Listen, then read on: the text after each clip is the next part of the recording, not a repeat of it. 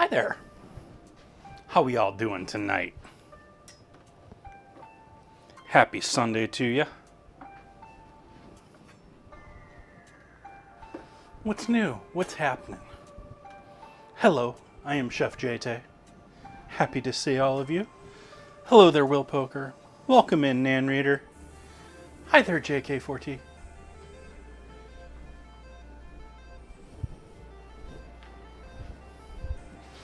We're going to get started right off here with meat. Oh, we're going to do coffee first. Durr.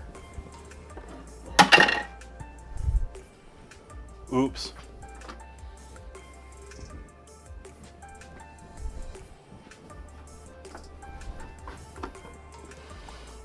Working through my new filters that I got with my new thingy here.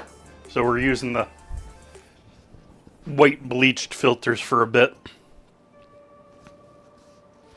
And I got the face camera back to working, or face detection back to working. That was 2 to 3 hours of frustration today. It was, But I typed the source right. Why isn't it working? And like, I wrote the thing.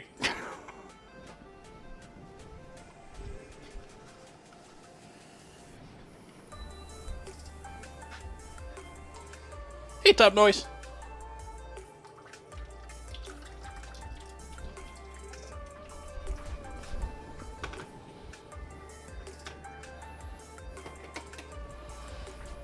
Just to start, I should point out early on in this video, not authentic Birria. Not like, we're not in Mexico, we're not, just straight out, you know, first off, right out of the gate. I am also doing pork instead of beef, and I am doing lamb instead of goat.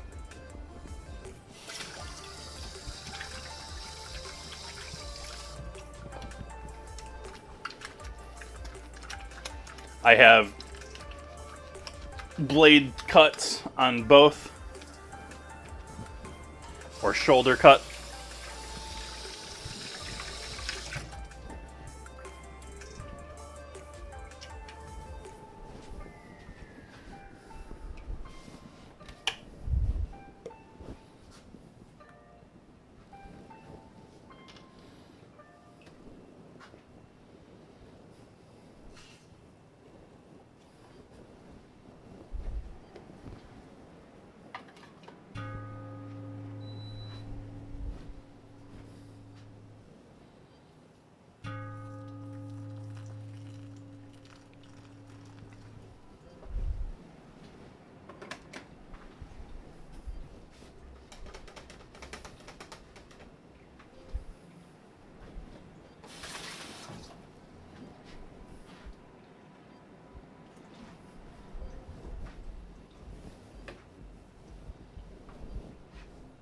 Hey D&D, welcome.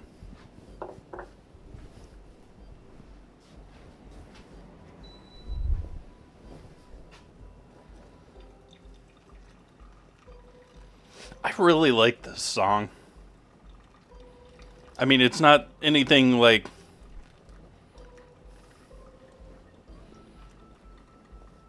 specific about it. It mostly just reminds me of a couple of the newer Chemical Brothers songs that I actually really sort of dig.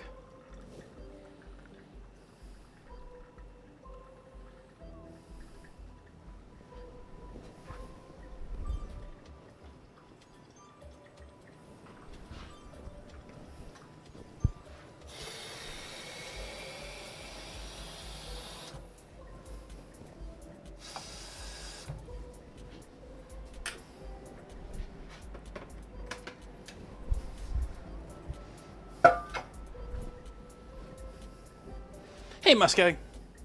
Oh, Raiders. Welcome, Raiders. Thank you for that raid. I greatly appreciate you sharing your community with us. What were you up to tonight, delicious D&D? I totally skipped over the fact that you had raided in, but Thank you, Will, for pointing that out once more. Didn't quite sink into me the first time there. And we'll use this later anyways.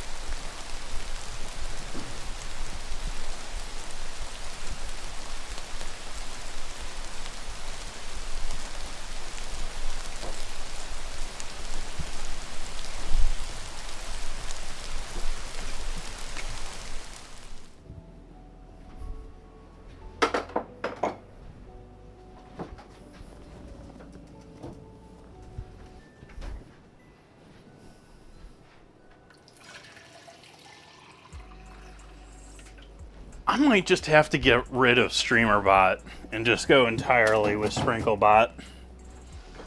Like, none of my overlay stuff is working anymore.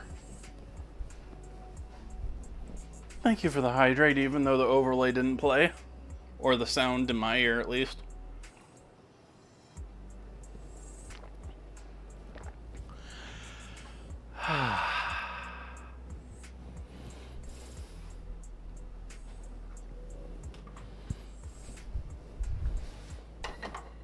For anyone new into the channel, SprinkleBot is my own bot. Versus... Did it, Muskeg? I didn't... Okay.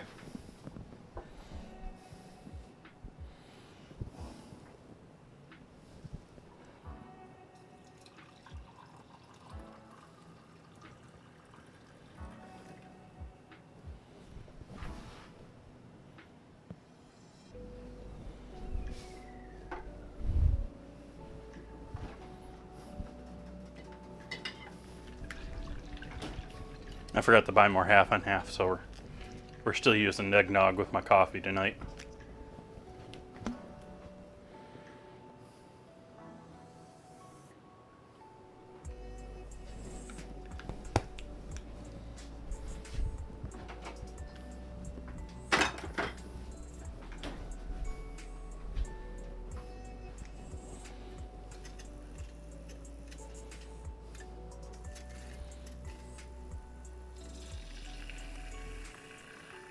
Not as pretty swirling in the cup as half and half. It's got too much fat. It does foam up nicely though.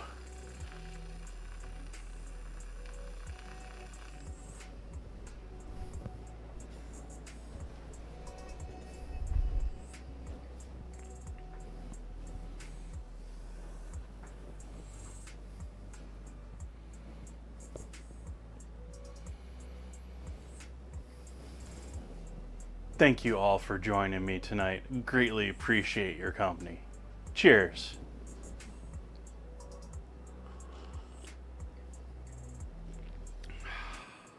Thank you. Now, if only I could get the light in front of me to keep working. Alright, so we're starting right in with meat on this tonight, because we need to get these cooking. Actually, I take that back. We're starting right in with stock, and then we're starting in with beef. Or with, not, we're starting with stock, and then we're starting with meat. After stock. I don't know if that still counts as starting. Regardless.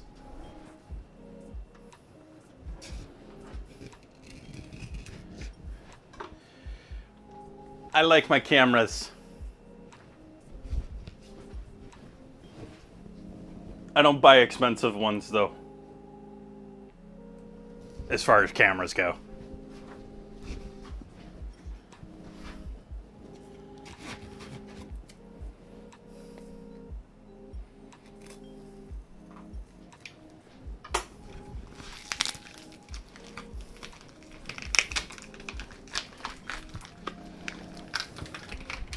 Oh, hey, helps if I cut it on the same side.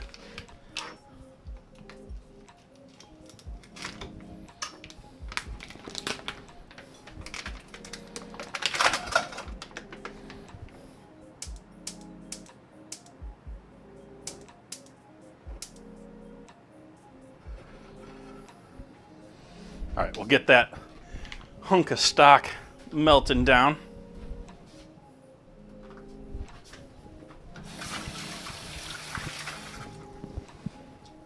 Start in with our pork shoulder first, which it's not really not a pork shoulder, it's part of a pork shoulder. They gave me most of the bone there.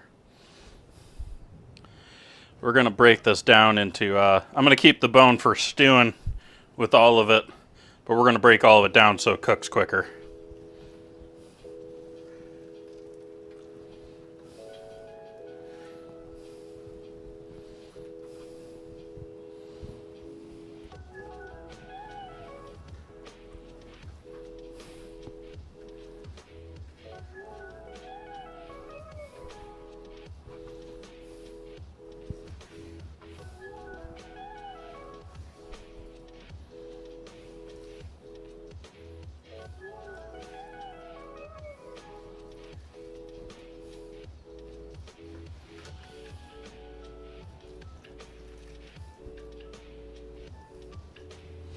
Now, traditional style is going to take 2 to 3 times as longer plus curing time than what I am doing tonight. This traditional birria is you're going to marinate it in with all the peppers and everything, and then you're going to slow cook it in with their pressure cooker, great for using for that. But that is not what I'm doing. I'm doing Sunday night weekend dinner without it being all Sunday.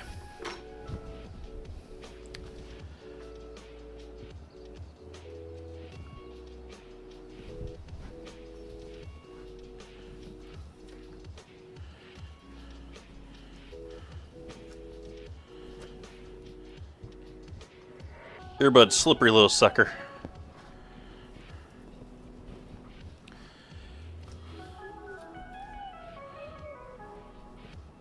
And I'm also doing the just get it off of the bone action here tonight. I'm not properly cutting this all down.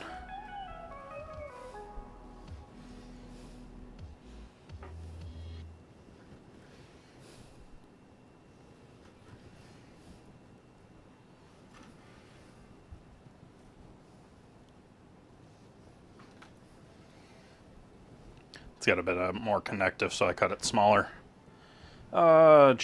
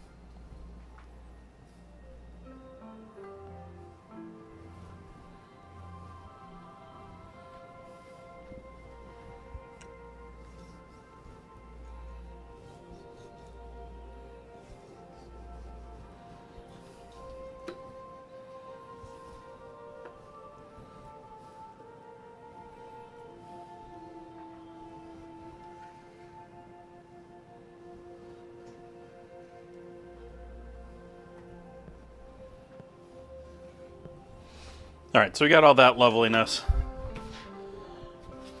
We also got lamb, which it's all going in there together. I'm not going to treat it any differently. There is plenty of bone in here with the lamb. And the bones are smaller, so we're going to have to keep an eye out for the bones as we go.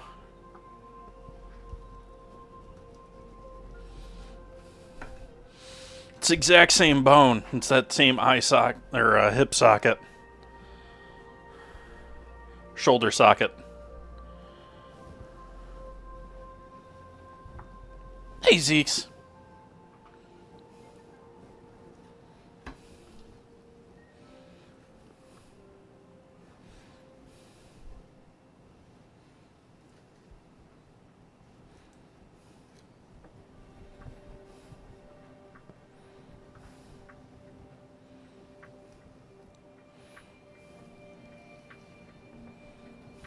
I talked about beef earlier, almost like this recipe is known for being beef.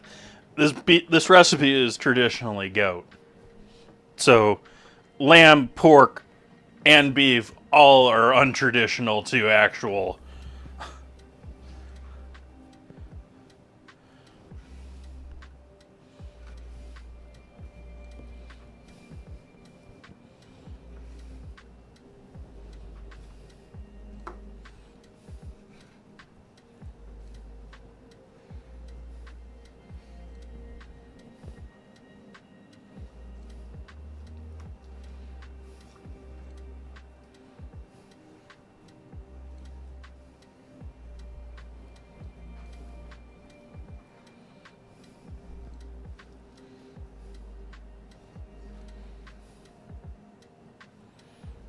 That's a decent bone there, so I'm just going to leave all that meat on there. I hope it'll cook off.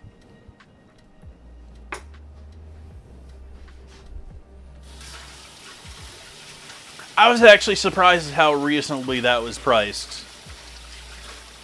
But it also wasn't a glamorous cut of lamb. There was a lot of bone there. But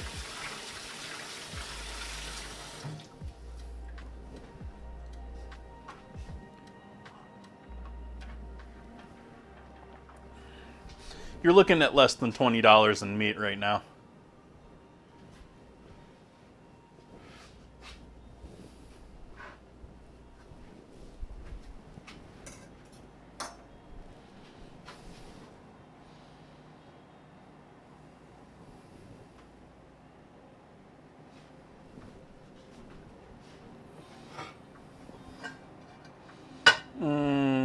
I want to sear over here.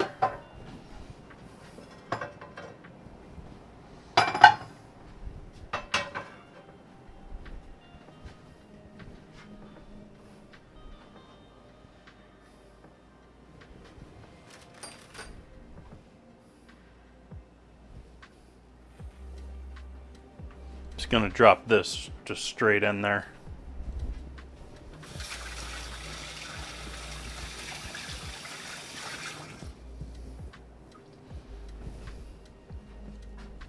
I used to see a lot more game than I do now.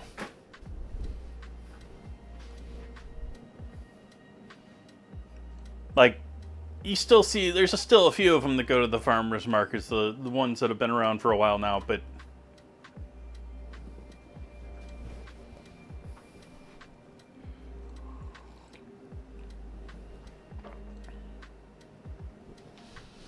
of course I've talked before about the meat situation in Sonoma, where most of the ranchers in the county not doing so hot. They just closed down all the leases on the dairy farmers out in Petaluma.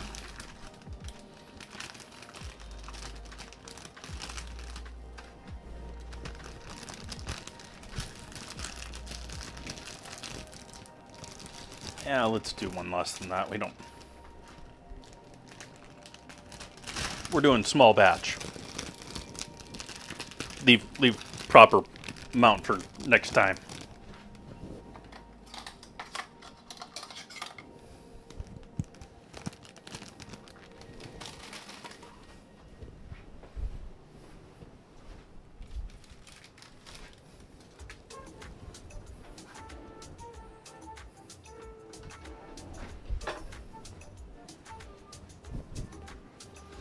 did they go bankrupt? Not sure what you're referring to. Here in Sonoma, as far as meat and the ranchers out here, basically they're either retiring or selling off.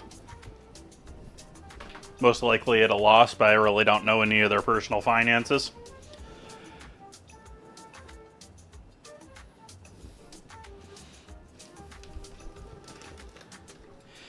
Yeah, a lot of them were leases on the local land for grazing. At least that was the impression I get. I don't know enough about this but I do know that they have shut them down, and so like some of the local cheesemakers and stuff like that have closed down shop now too.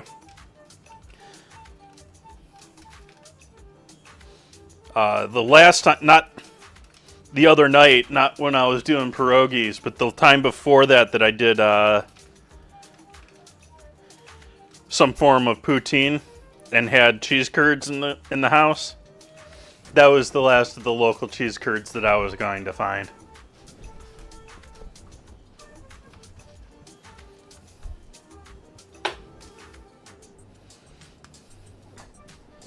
And so maybe they got enough land that they can, eke out a living on their own. I assume many of them were really like, they got a farmhouse and then they're using the land.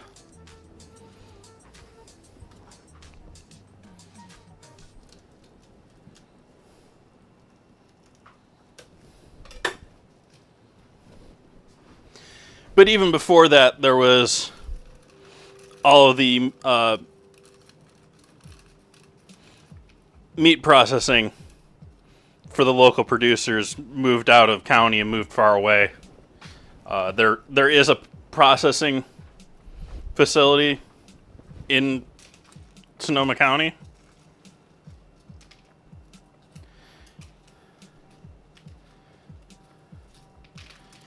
He got into troubles for doing dirty stuff and was sold. And the new people that bought it or running it were in Sun Farms. Have closed it off to the local small guys because Marin Sun Farms is still enough of a small guy that they're competition.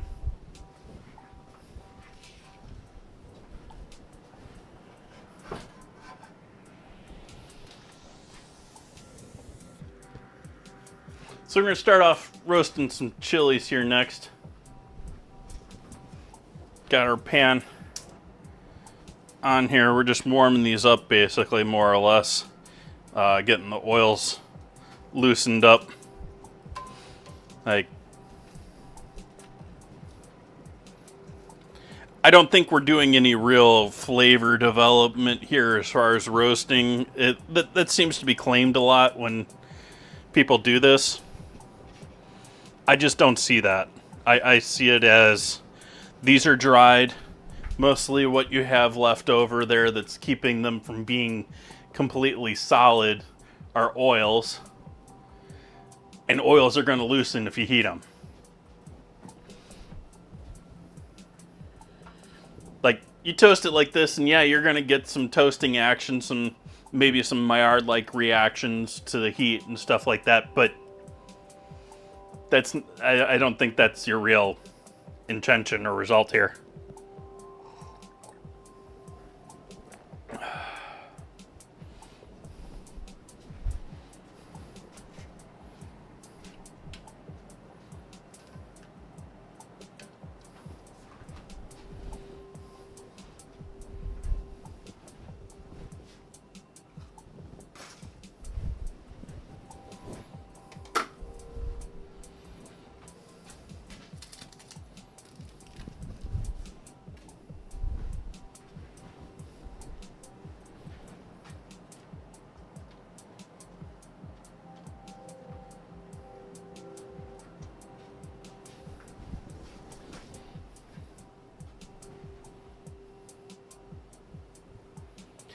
And also, by closing the leases, I mean, I don't remember if it was the state of California, the county, or the federal government that closed down their leases, or they were at their end of their terms too, as far as this whole sort of thing was too, from my minor understanding.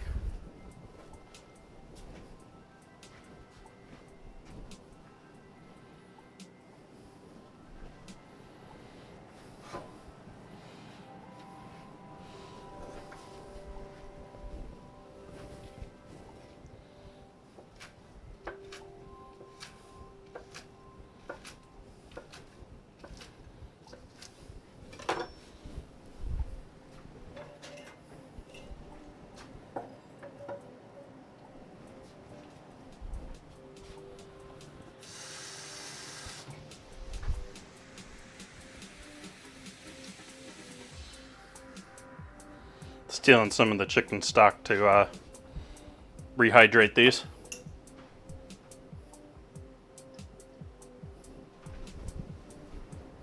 We're going to add more water in with the chicken stock.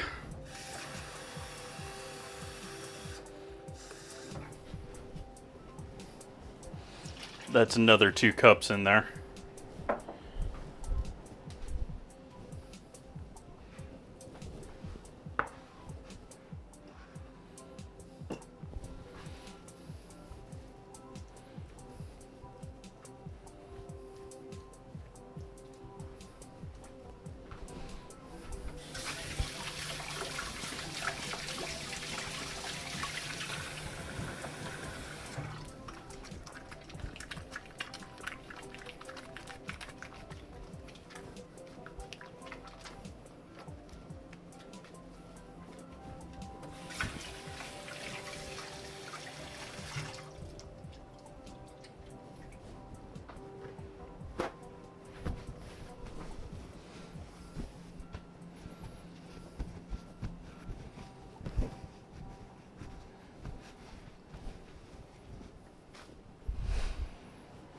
Going back to talking about what it meant to the farmers, in my guess is in many cases it was grazing areas for the cows.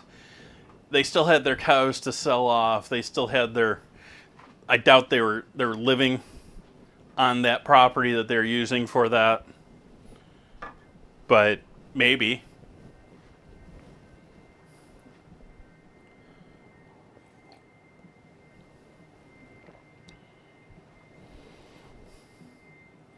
Wow.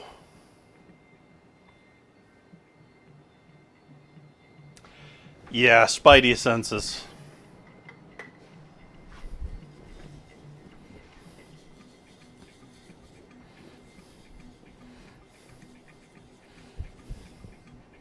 All right, we're going to salt all of this meat.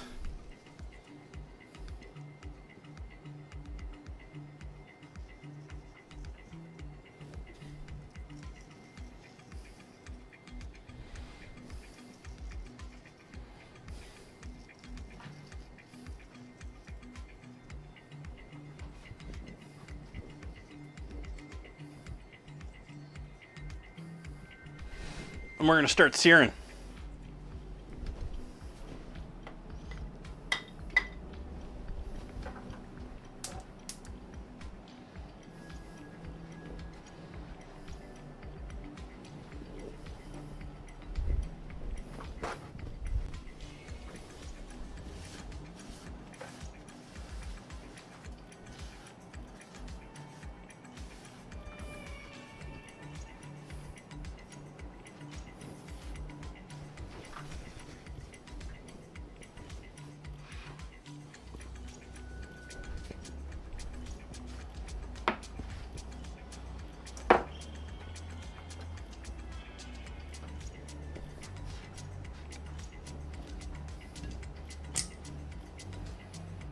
Oil.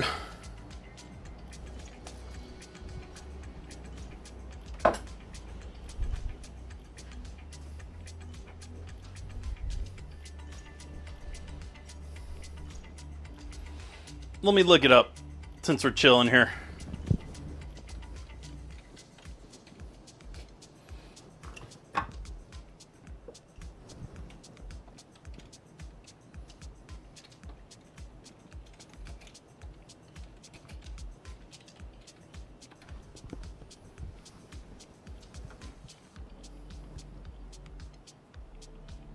Several historic Sonoma County dairy farms and Point Reyes National Seashore lost leases due to a major 2025 settlement where the Nature Conservancy paid out 30 to 40 million to buy out leases, ending multi-generational operations and ranching in the park to resolve lawsuits over environmental concerns like elk conflict and water quality, forcing families out, but opening land for conservation and new trails.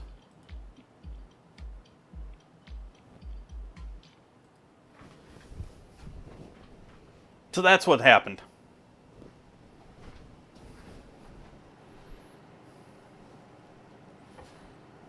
Ooh, nice hot pan now. Let's get some meat in here.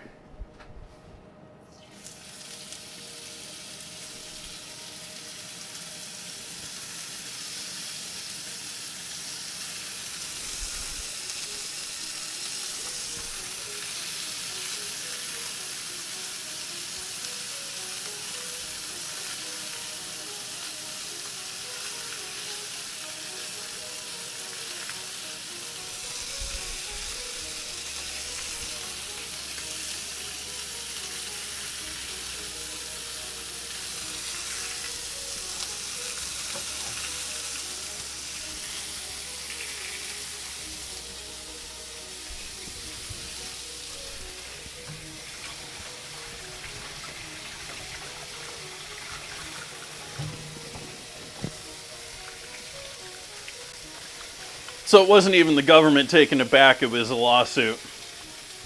Hi Alex, welcome in.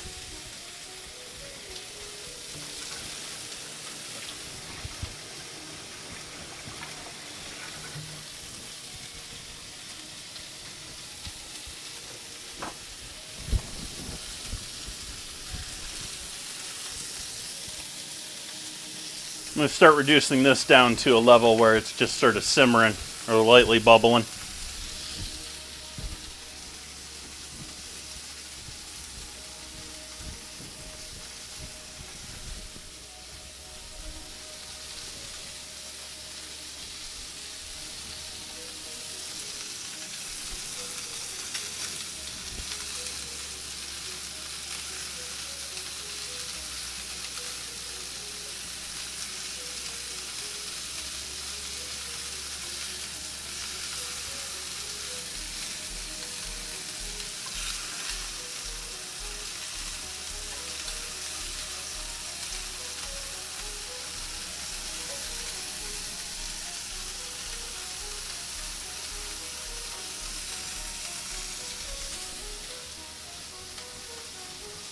For those just joining in, we're sharing a combination of pork and lamb for our very, very extremely strictly traditional form of birria tonight.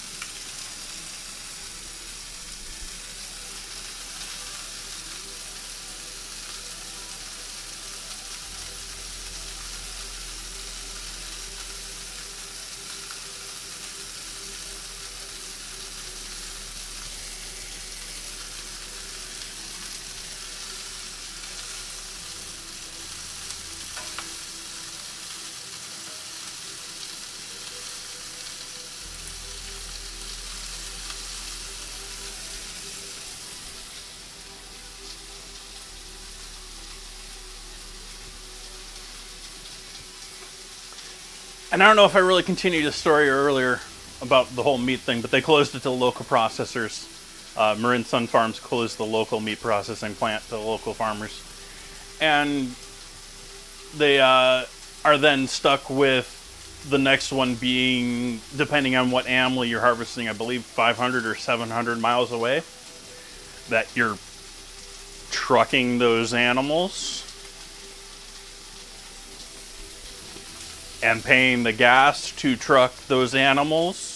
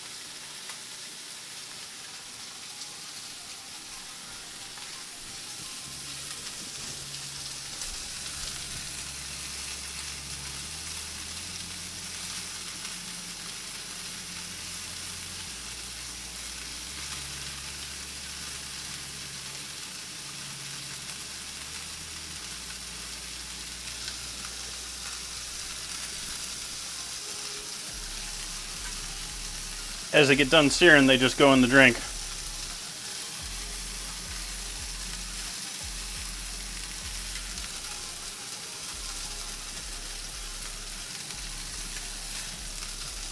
That's beautiful.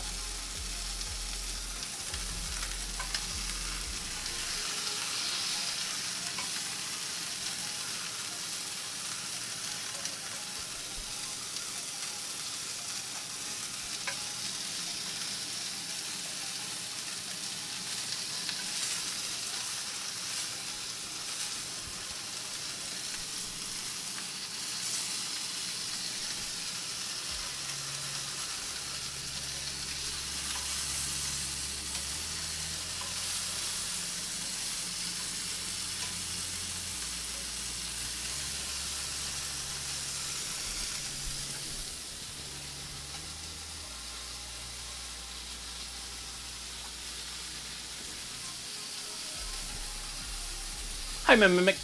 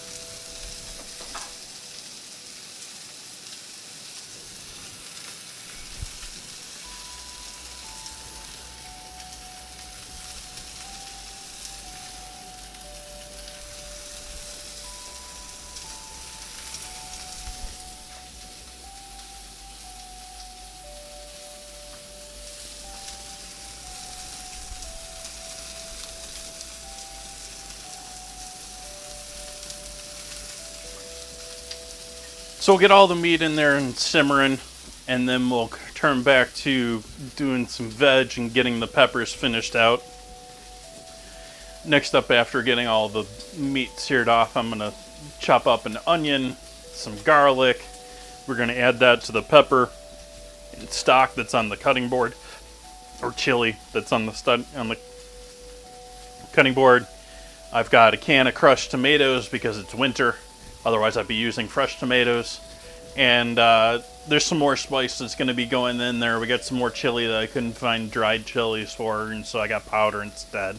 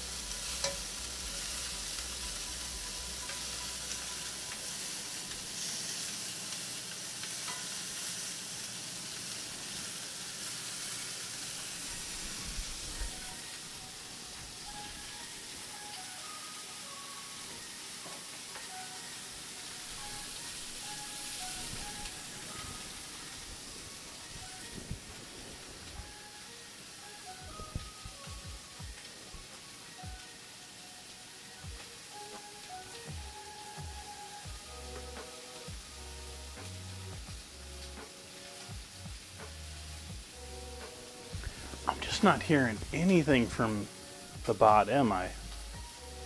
Or from the system.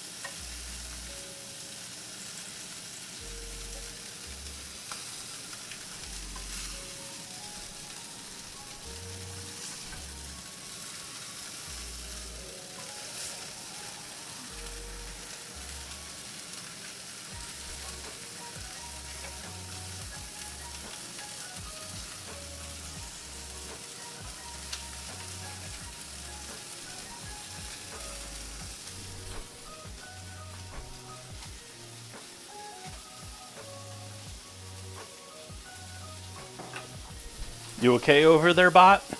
Camera? You getting too much heat? You don't feel too... Well, you're pretty warm. You're not that warm, though.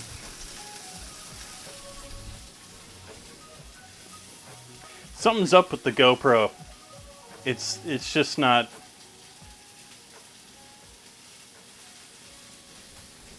Then again, those have been watching me. The GoPro has never been too with it. Darn GoPro.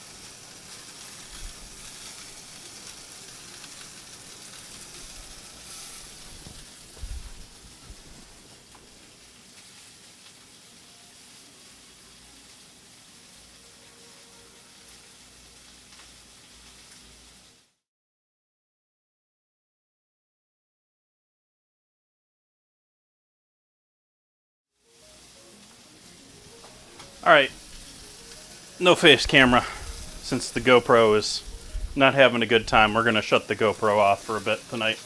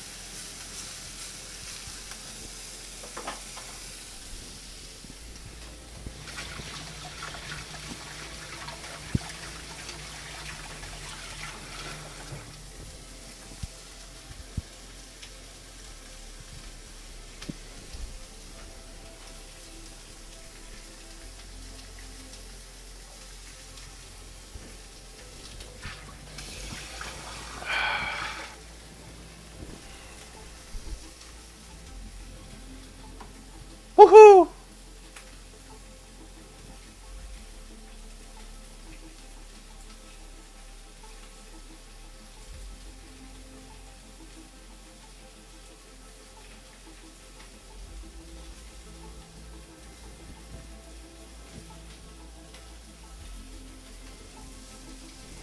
There you go.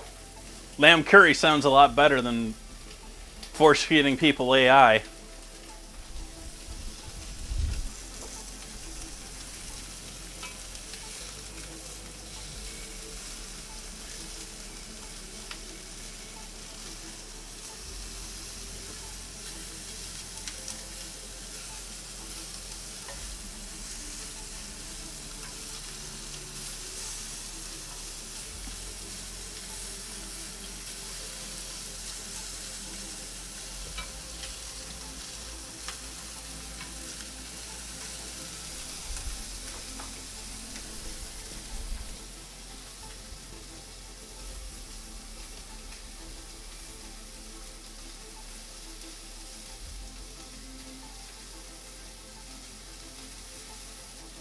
Hi, bakery.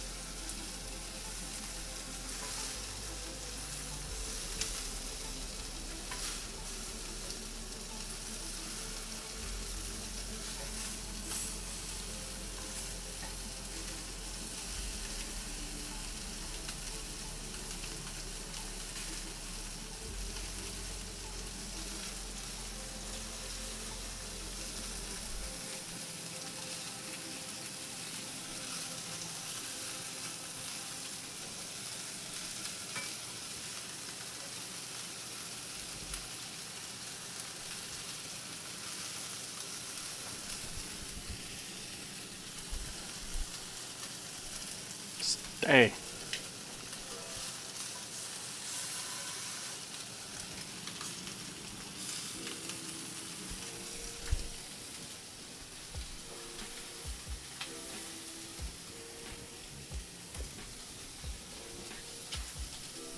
Boo. Well, then you gotta make wontons like I am.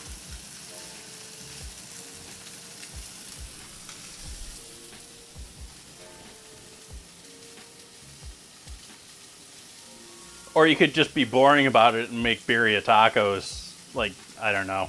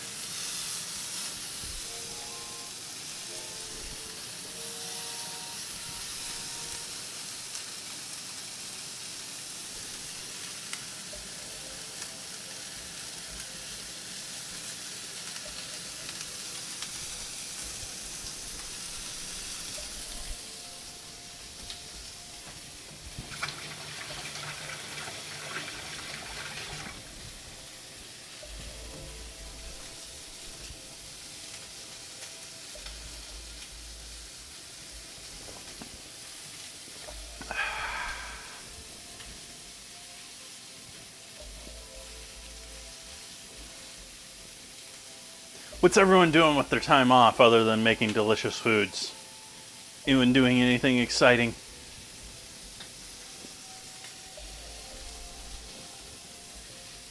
Who's vibe coding something intriguing? You're going to learn Rust. Yeah, but then you're going to have to go back to work and your stuff's all going to disappear.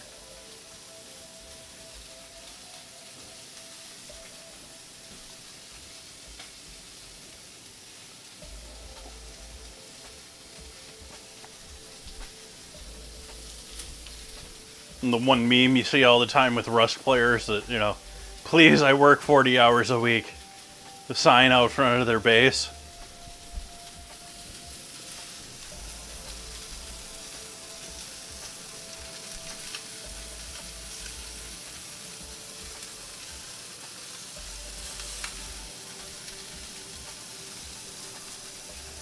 That said, what I've seen of Rust has been fun game. Oh, Rust the programming language. Yeah, I'm lost there.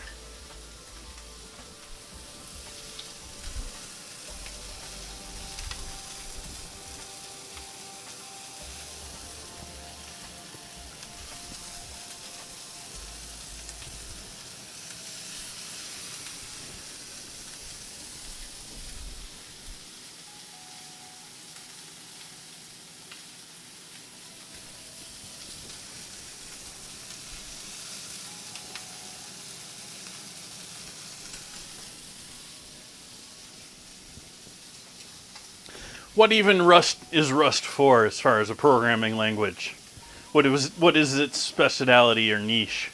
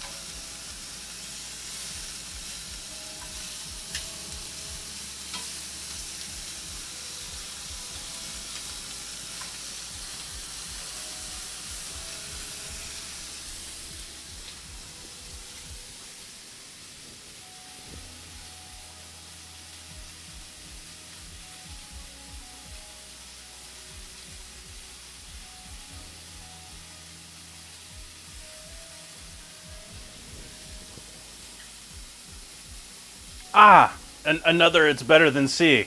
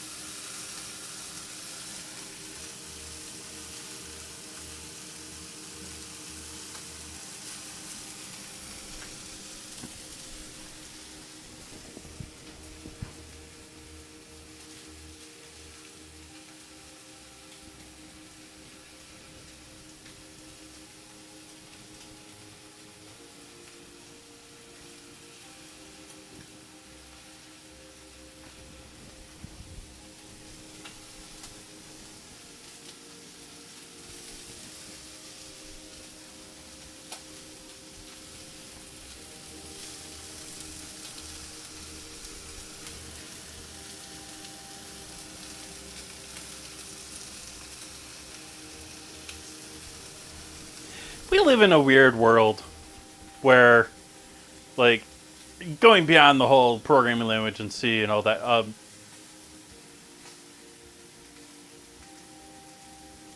the idea that we don't have the financial backing for someone to actually write a internet browser from scratch, because we don't know how the old ones really work and they're too complex to handle so many old things.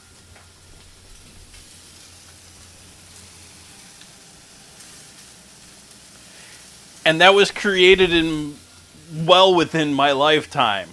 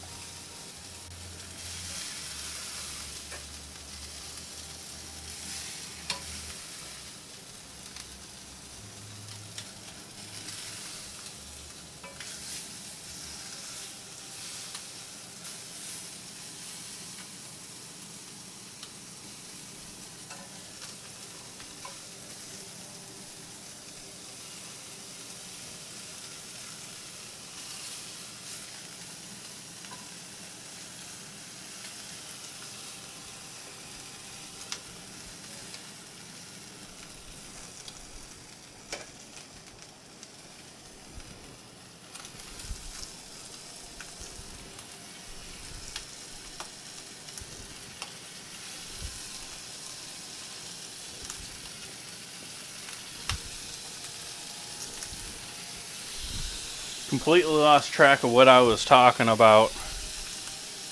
Just food.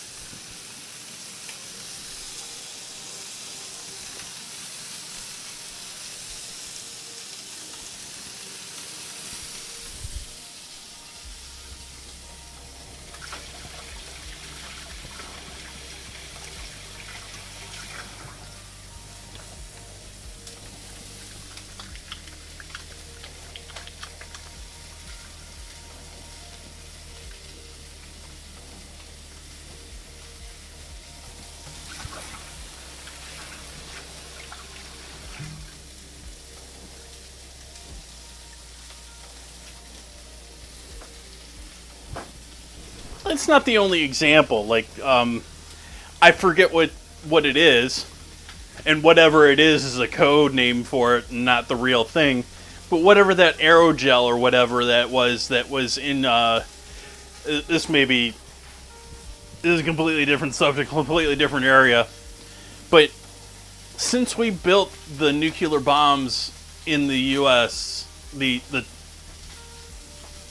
like Scud missile nuclear bombs, even though Scud missiles are smaller.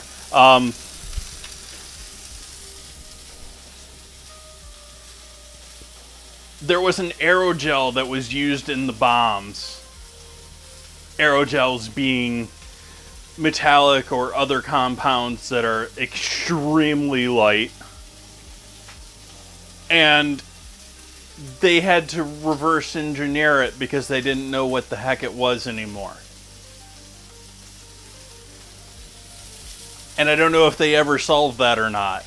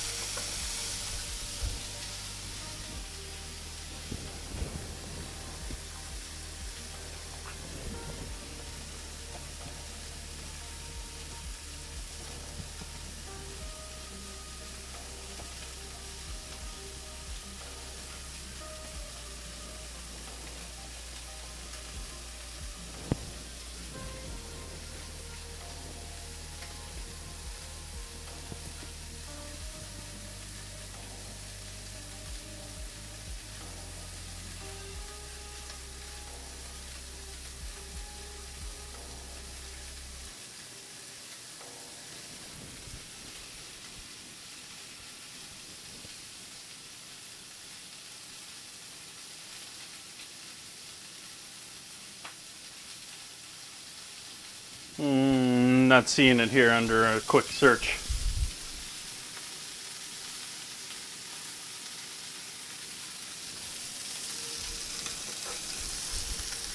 Yeah, and sometimes governments use purposely underutilized technologies of their own or others that they know how to handle, just because other people are going to get up to it and they're like, well, I know what this is, but I don't really know how to do it. You know, sort of like the giant floppies that they're using for the nuclear bunkers. Like, yeah, there's floppy technology out there in the world. You can probably find it pretty easily. But, like, what are they doing with it? Like, they developed it.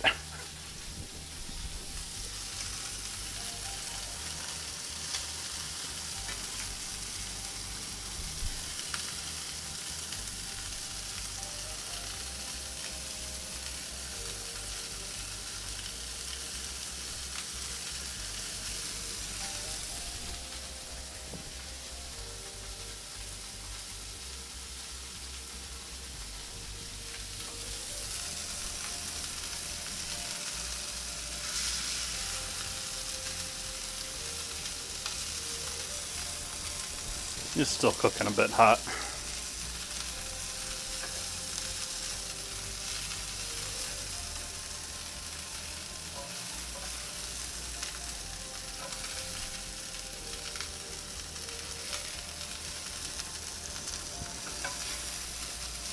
Cutting the heat on the burner here. We're going to throw the rest of this in there.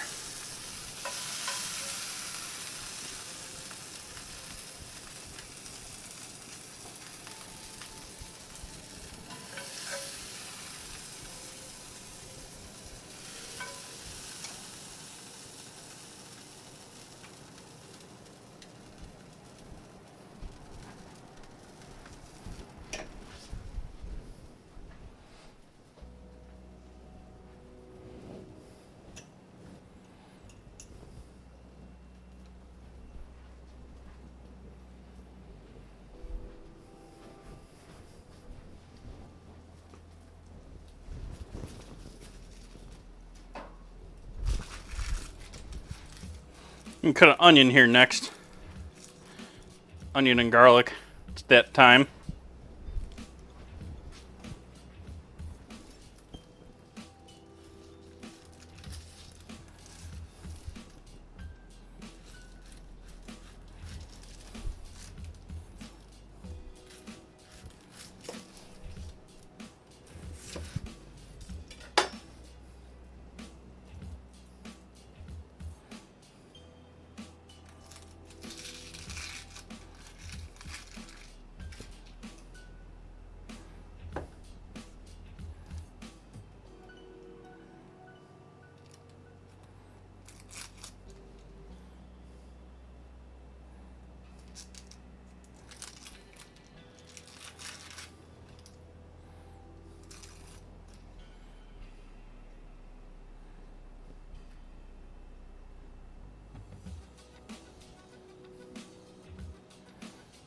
Nope, we're going one deeper.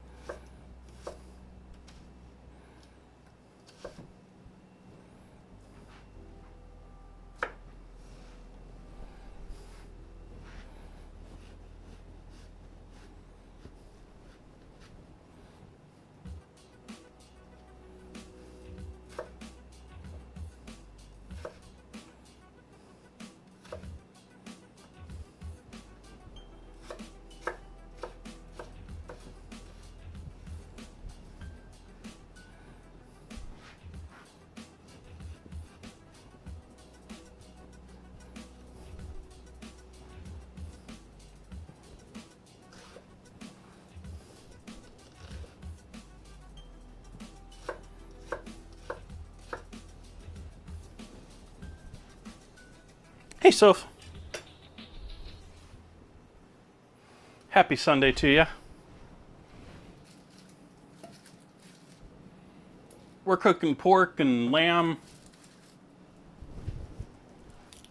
That's what's bubbling there on the stove. Cooking way too hot. But I don't have the flame on very high for it to be that hot.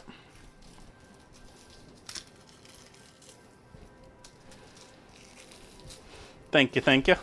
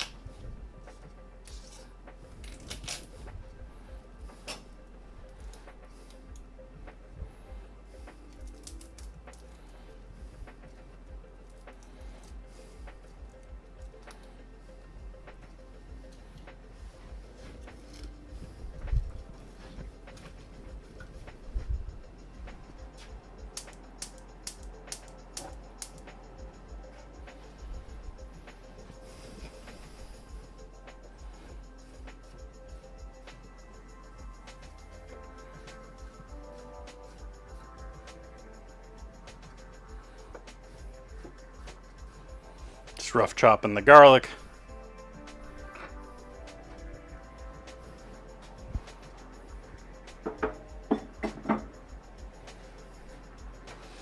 Heating the pan up that we seared all of the meat in back up so that we can do these onions and garlic.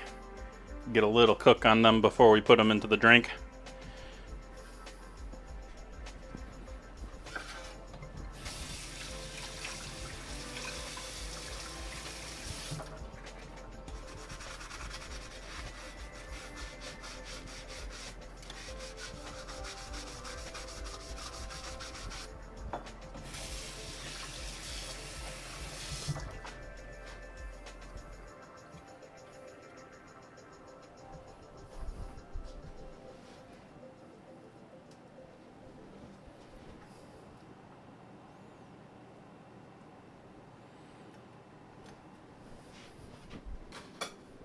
Add a bit more oil into the pan here. We got some fat in there, but I want some higher heat sunflower oil in there with all the lower heat lamb and beef fat.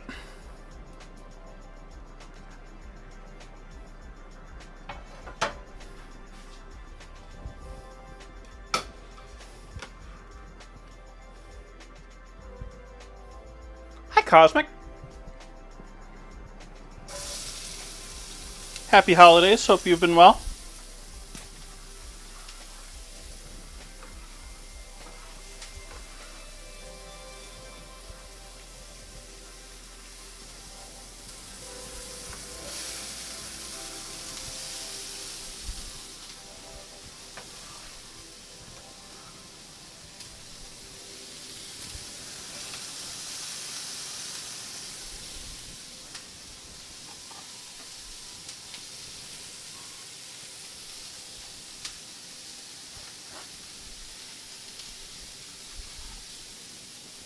Things been good. Not much new. Same old, same old. Ooh, that's a good time to be.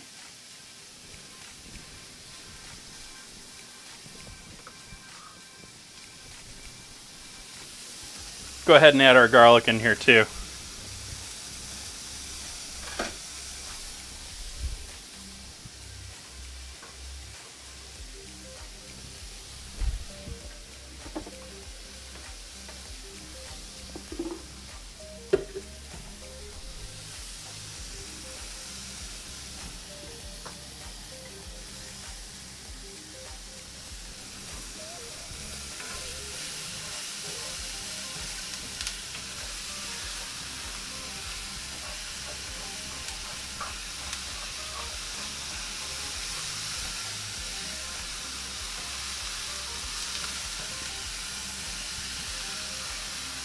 Most of this color is coming from the onions picking up all the lovely fond in the pan from cooking the pork and lamb.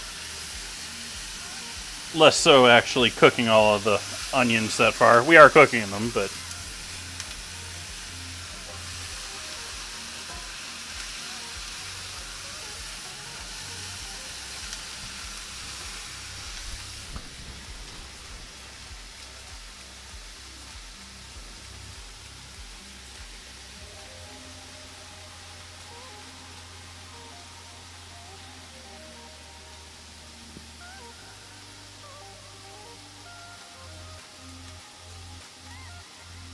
nice bakery.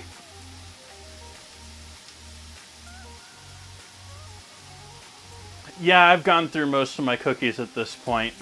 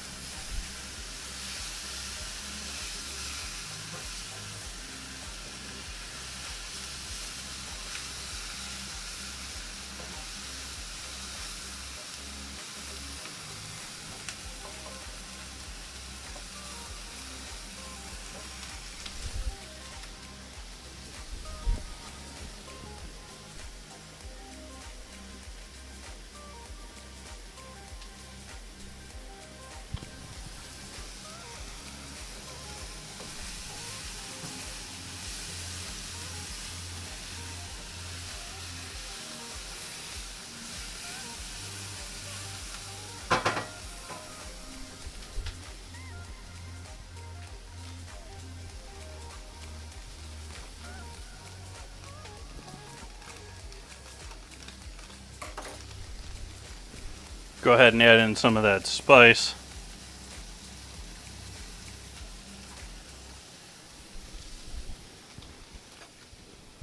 The peppers that I didn't have for this, couldn't find ancho either dried whole. So we're going to use a whole bunch of ancho seasoning in there. Ancho powder. Wow, that pan almost looks black now with the peppers in there, or the chilies. Yep, that's it. That's some excellent regifting going on there. We had our tomatoes in there. Keep it from sticking to the pan.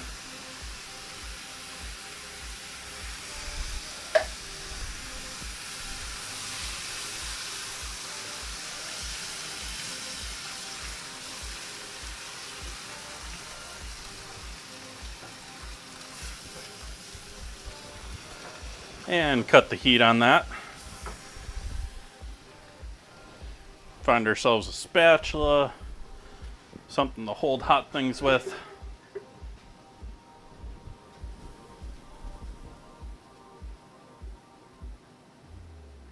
Hey Sniper, yeah, what is up with the scrambles not working tonight?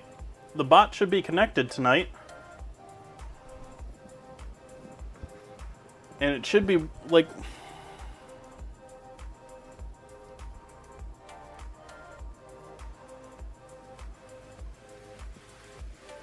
Let me see, where are you, bot?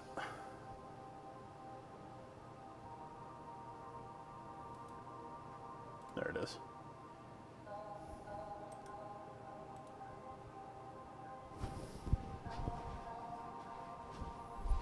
The bot is down?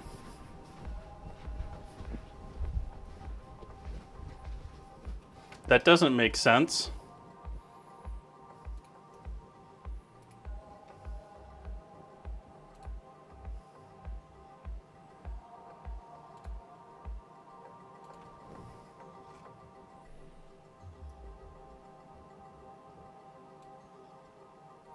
Is it restarting for some reason?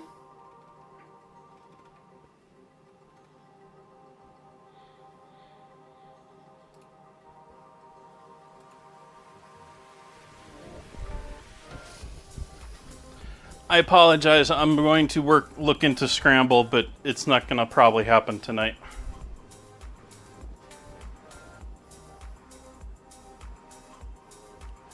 Yep, bot's definitely down for the moment.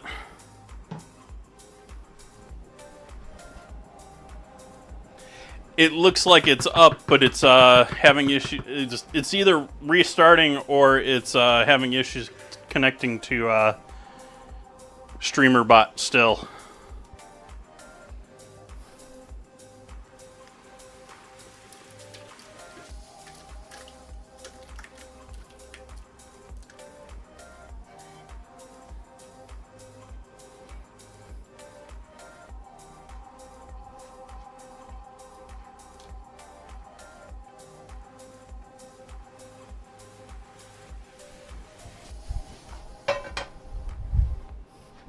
All right, so we got all of that loveliness into the container for now.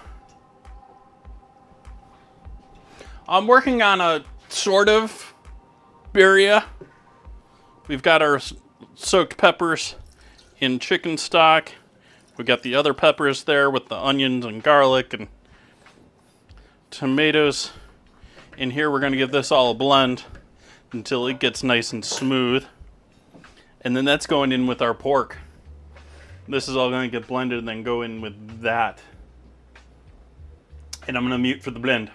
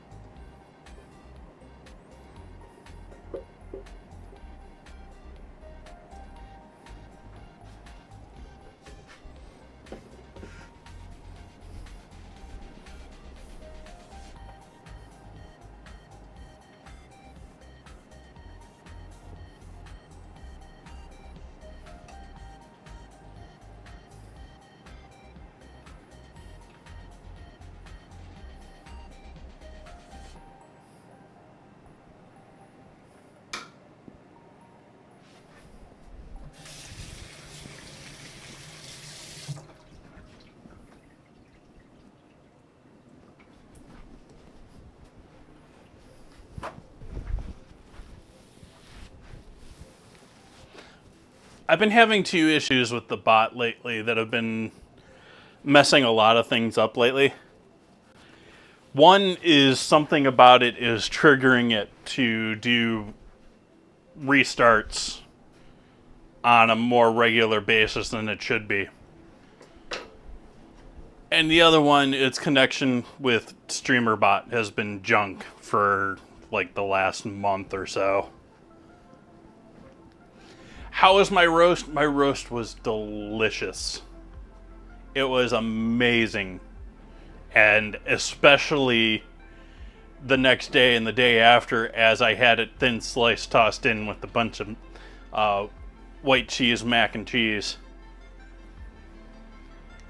Thin sliced, like falling apart, just barely warmed, not like really cooked through. Oh, it's so good. And we're going to use some more of that tomorrow, actually. Going to be doing... We got leftover potatoes. We got leftover beef still. I'm more or less saving it at this point for tomorrow. But I'm going to do a stew with it tomorrow. I'm debating what I want to do with it. I'm sort of thinking maybe like a green chili and potato and beef stew.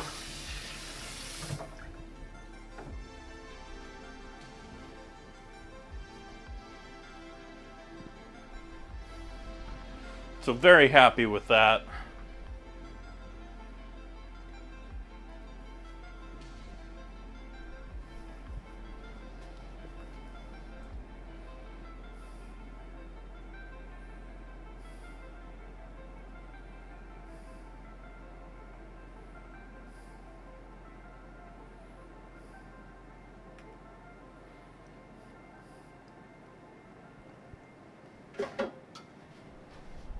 Is everyone ready for the content apocalypse?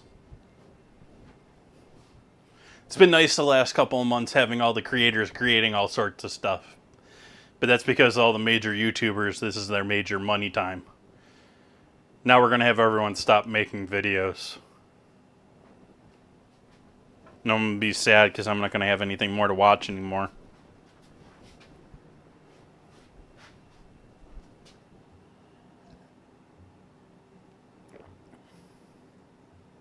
Boo!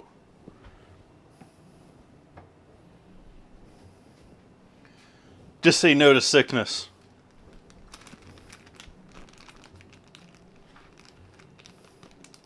Down with sickness.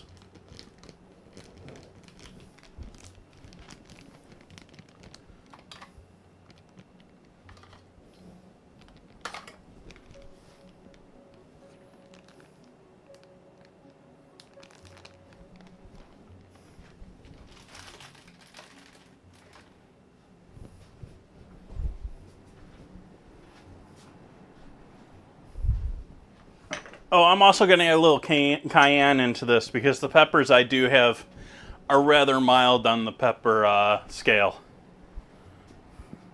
So, cayenne is not a traditional pepper in this mix, but it's getting some of that too. Yeah, let's do garlic powder. We got garlic in there, but we want the full spectrum of garlic.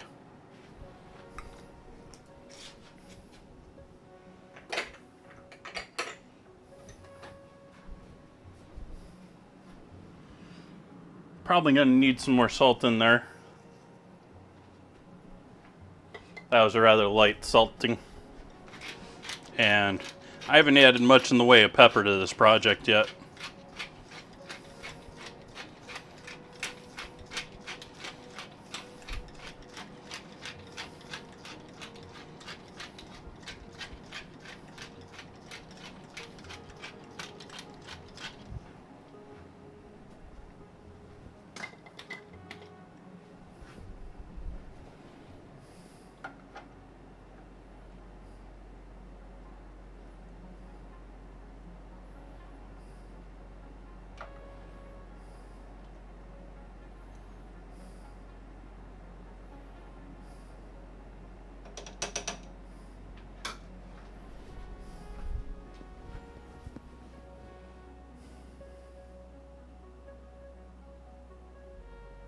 Yes, yes. Feel better soon. Anyone that's feeling bad. We don't want sickness here.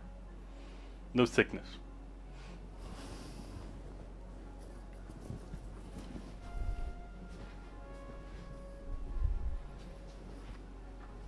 I'm sort of laughing in my head because I did just watch a Cypress Hill thing.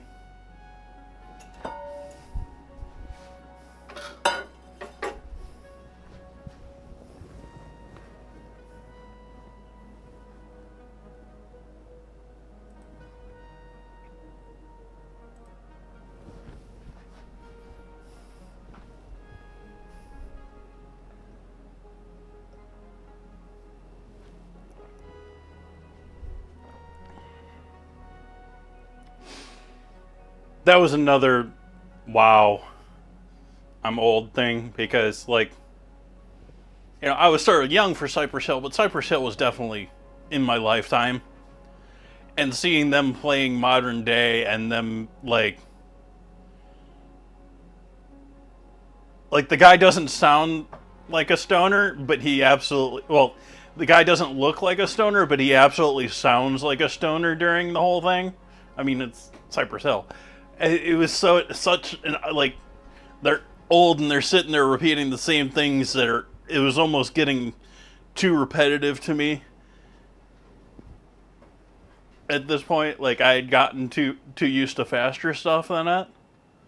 I don't know. I'm probably talking gibberish now. I've definitely lost all of the Zoomers. Not that this is a Zoomer heavy content stream.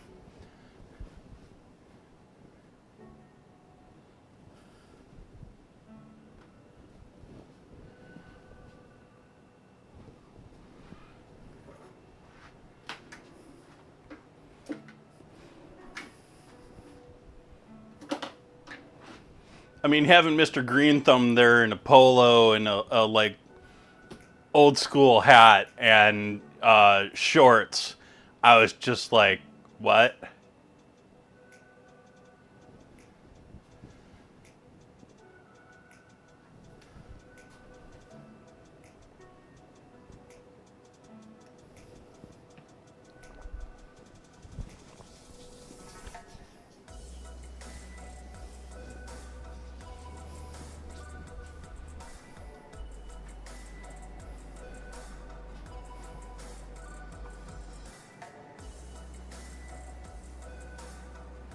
So this is going to have to simmer here for a bit.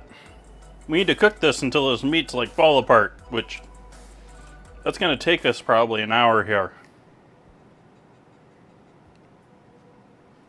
Judging by where we are with the meat. I was hoping this was going to be quicker than that, but no, we're going to have to cook this a little while.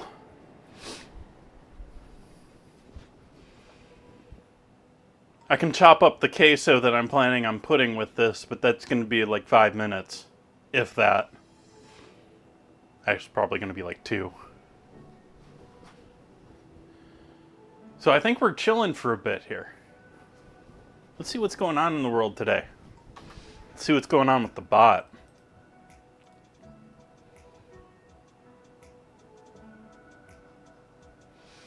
Now it's saying it's fully connected other than StreamerBot, and it's saying it's not connected to StreamerBot at all.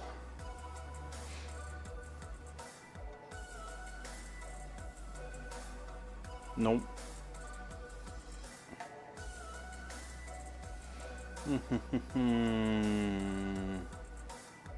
You.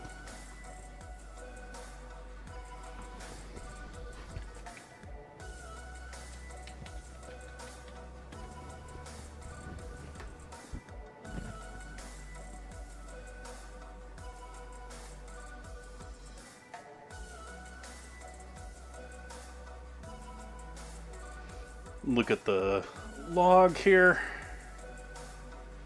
Let's see, logs. There's not a ton of errors here. There's a couple. What do we got going on here? Oh no, we're restarting. It's in a loop, restart loop. Ugh.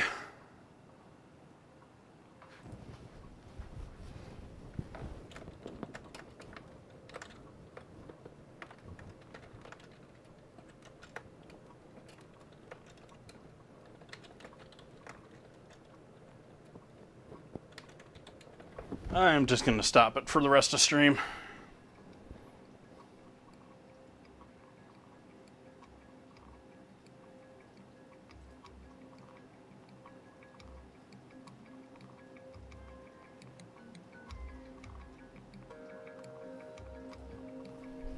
Let's see what happens there.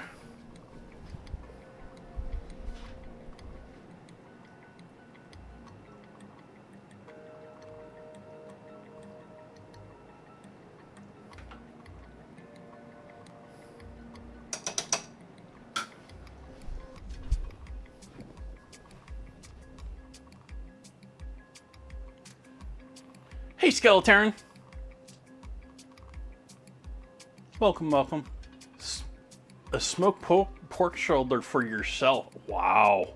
That was some eating. That's some good time.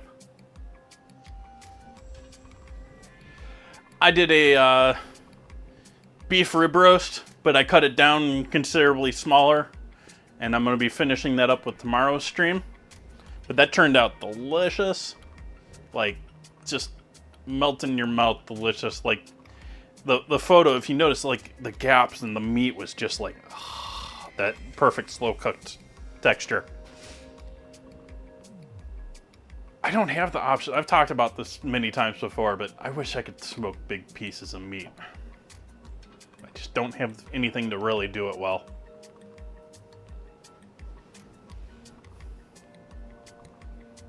Cosmic.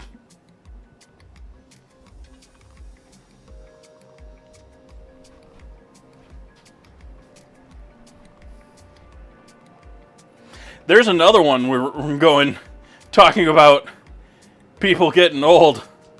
Like,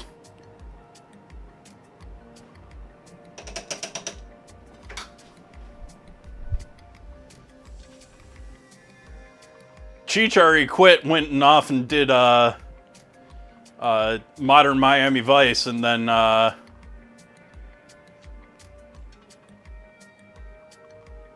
joined back up later on when he needed more money. I sort of, like, that sort of killed the whole Cheech and Chong humor thing for me. It sort of feels like the modern stuff is, he's just in it to...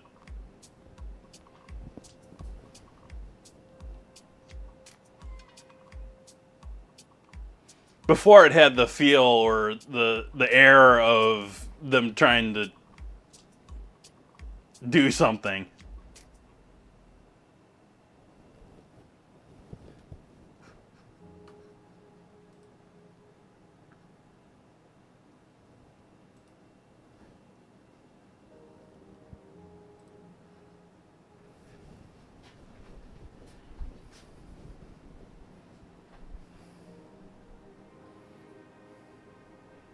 It's sort of sad that they went after Chong so badly with, you know, like, lock him up for his son's thing, selling things potentially over state lines. Nonsense. It's glass.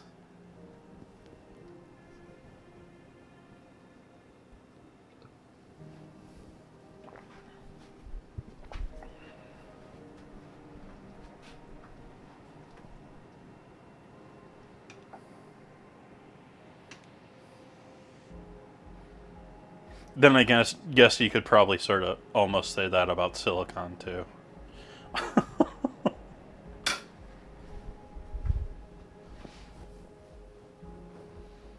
Some of your neighborhood gave away the smoker. Took me 2 days to take it apart and clean it. Nice. Cleaning a smoker is not a job that I would wish upon many people. Or anyone, really. No. There's a few people that deserve that type of a job, but...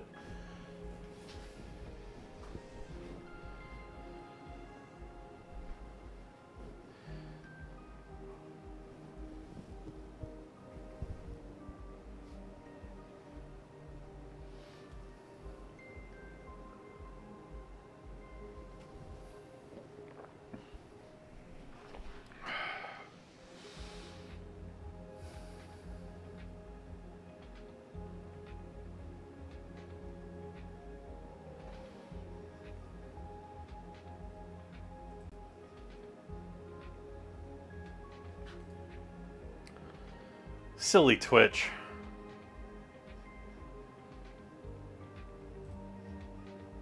Silly Twitch.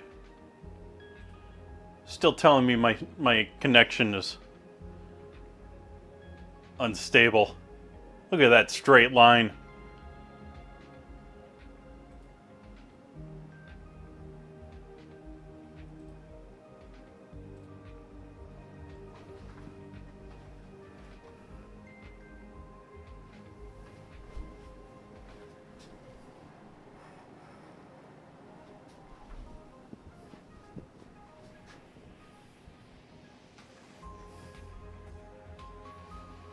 They seem to be taking the 15,000 bit rate okay, though.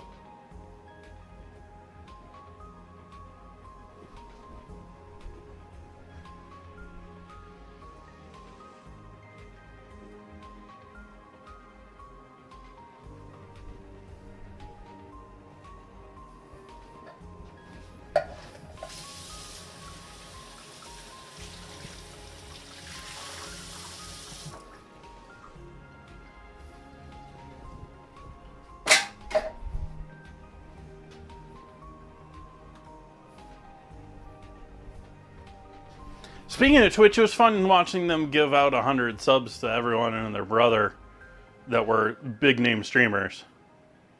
Thanks, Twitch.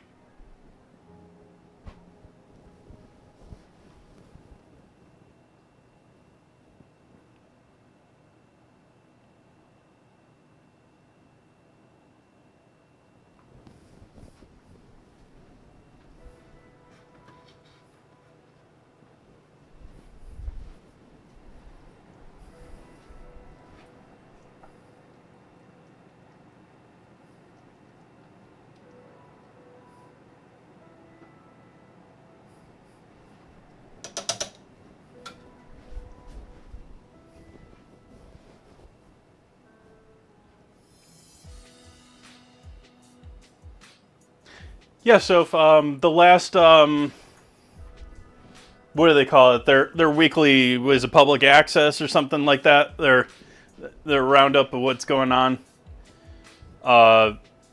They sat there and, you know, gave away 100 subs to people like Nut and stuff like that. Like he needs it.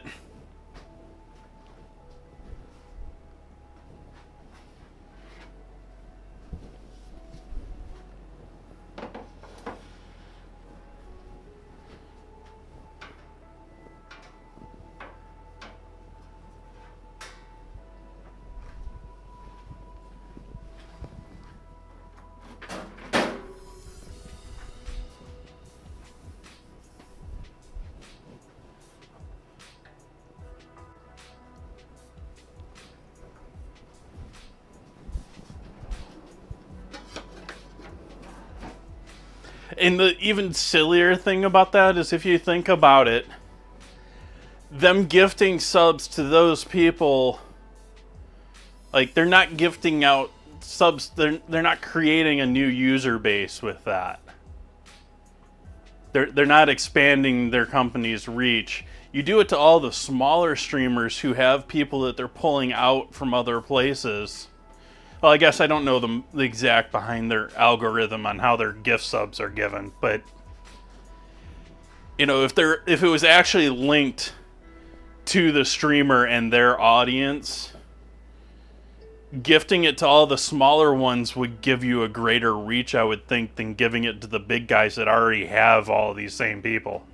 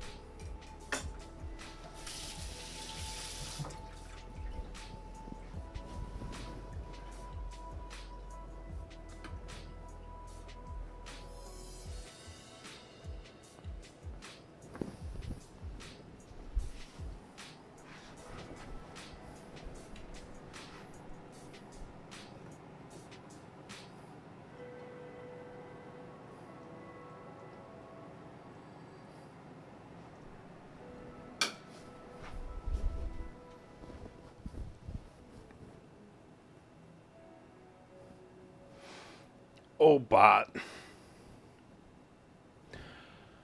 Well, I think I'm going to take a little bit of an AFK here and cool down. I've already started to cool down a little bit, but we were getting pretty warm there for a little bit with the searing and everything. Also smoking out the house. Hopefully give my HEPA filters a chance to clean out the smoke in the house.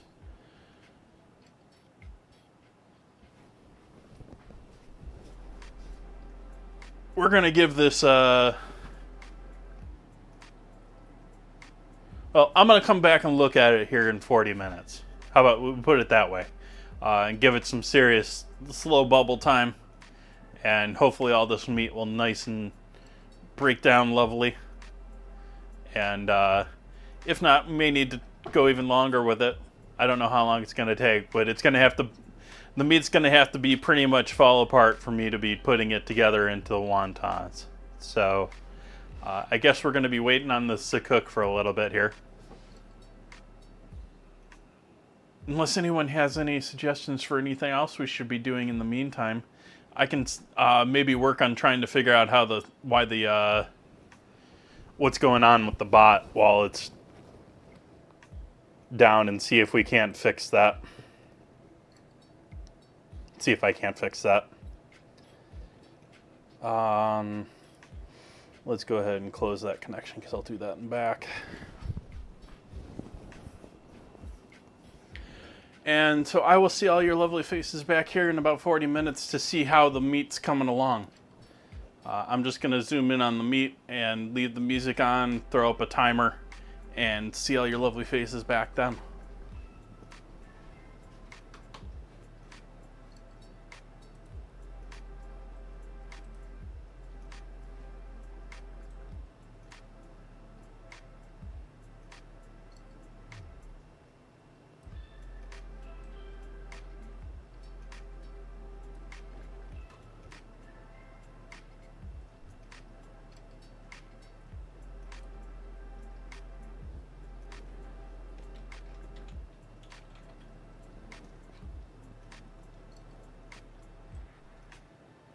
Oops, grabbed the wrong thing there, sorry.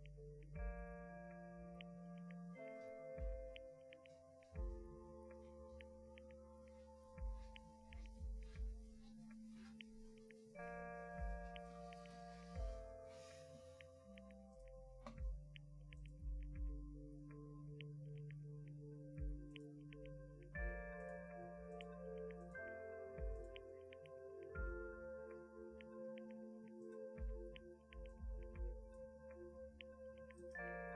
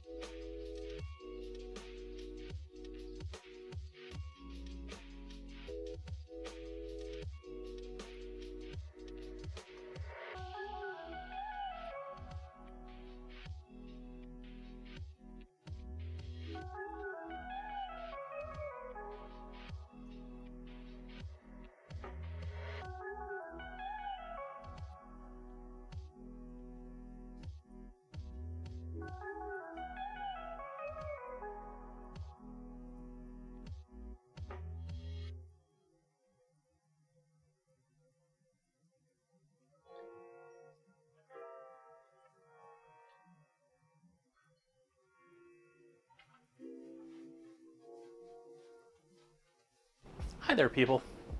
Welcome back. Let's see how we did. Hi there, M1.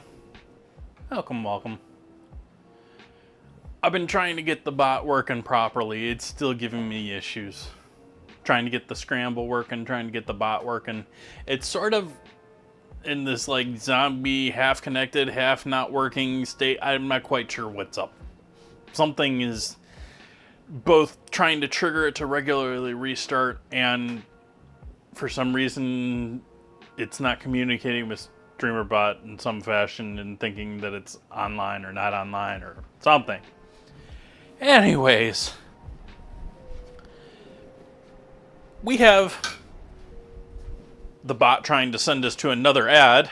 I hope it's not actually sending us to an ad.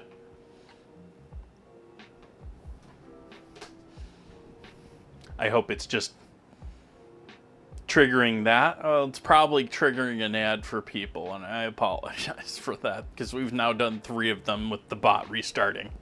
And yes, it did send everyone to an ad.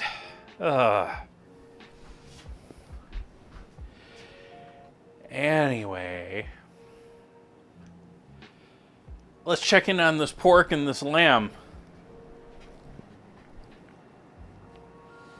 and see if it's usable for what we want to do with it. It's certainly a lot softer.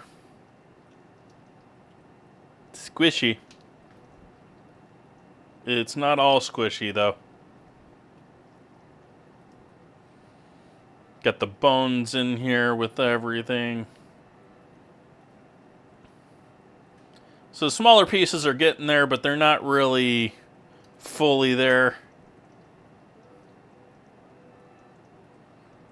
This is going to take a bit longer.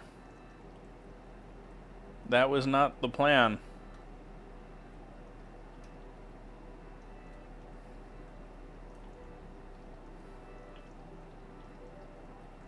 Yeah, like that's a decent hunk there, but that hasn't even like... You know, the longer this goes, I'm sort of thinking this might end up being Birria tacos instead of wontons, because the wontons, we want it cooked and we want it sort of like almost fall apart, but I also don't want it boiling like hot.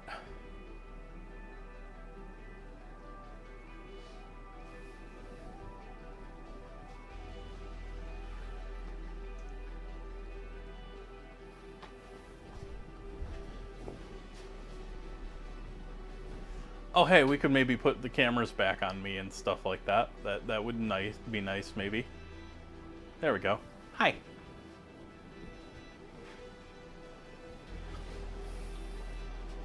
So this is all looking lovely, and the thin stuff is mostly cooked through, but the thicker stuff, we need some more time here. Like, this is one of the bone pieces. This is the sort of backbone piece of the lamb there. And it's all still sort of connected to the bone there.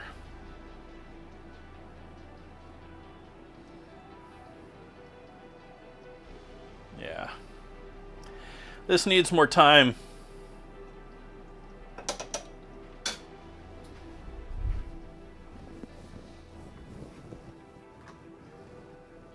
I'm unsure what to do about this other than to apologize and say that it's just not quite there at the moment.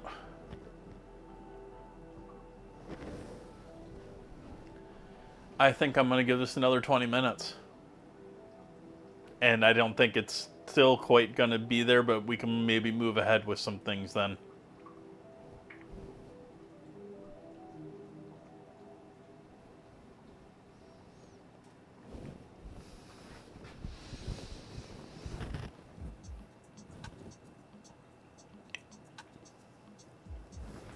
I don't have tortillas either, so it'd be making tortillas, which I don't really want to do.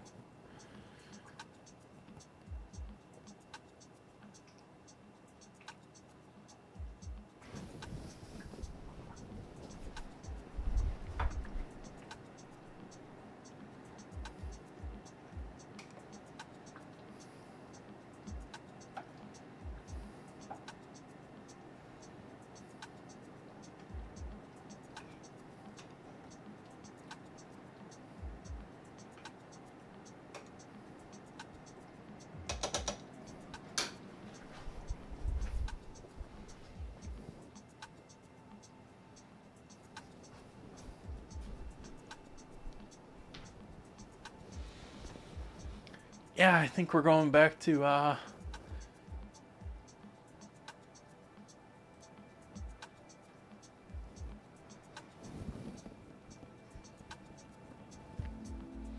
get the timer again.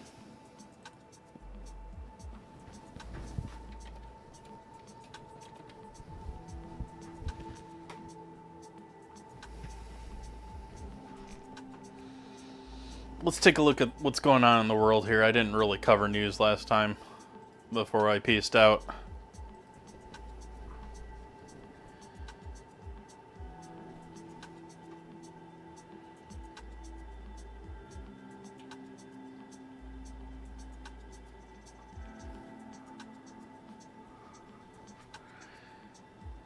Yay, I'm glad it's not snowing here.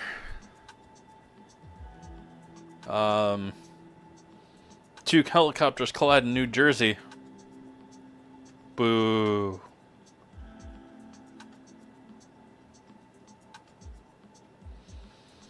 China announces major military drills around Taiwan. That's always fun.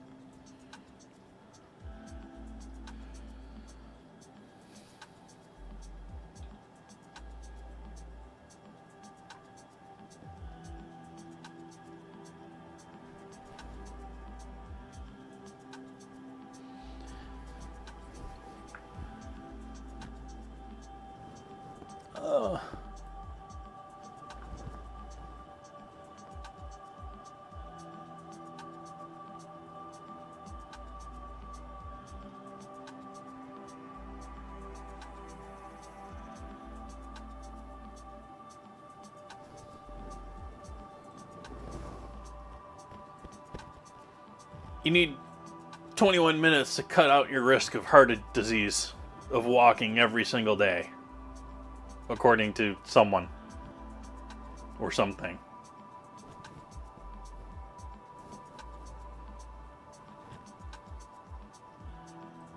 "19 no-fail Dinner's Eve dinners to ring in the new year."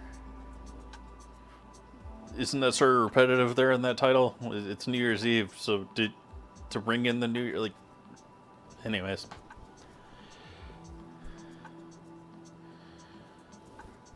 Shrimp scampi with pasta. Meh. Chicken cacciatore. It's a tasty dish. Beef Wellington. Meh. Too much work for New Year's Eve. Then again, I pretty much always feel that way about beef Wellington.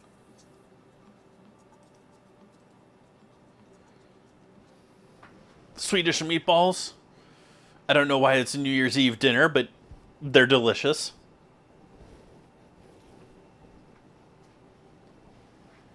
Perfect chicken piccata. You're telling me this recipe is going to give me a perfect chicken piccata? It's one of those caper dishes.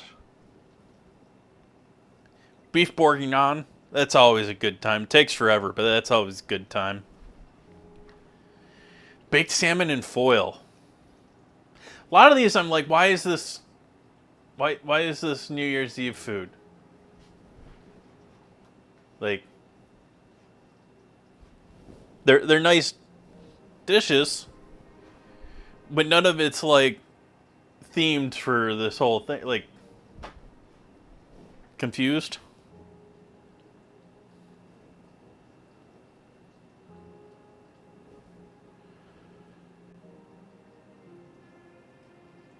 Hey, Splits.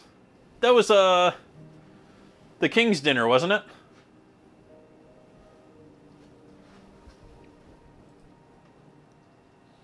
Crab stuffed lobster tail. Oh, so the price isn't that enough already? You know, you're not just going for the lobster tail. You're straight up, you know, I don't know. This is probably like straight up throwing money at this. You got lobster and you're stuffing the shell with crab? What? How's logo?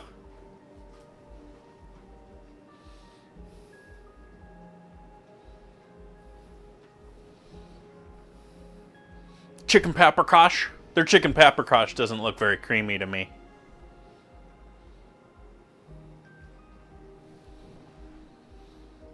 Surf and turf for 2. Again, why is this New Year's Eve?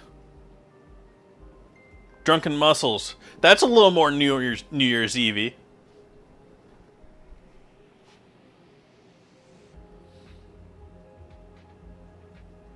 Ew, I don't like the look of that dish. Tuscan pork tenderloin. And the reason I don't like it is the picture on it's got like pine needles all over it, rosemary needles all over it as the coating on the outside. No, no, thank you. No, too much. Too much.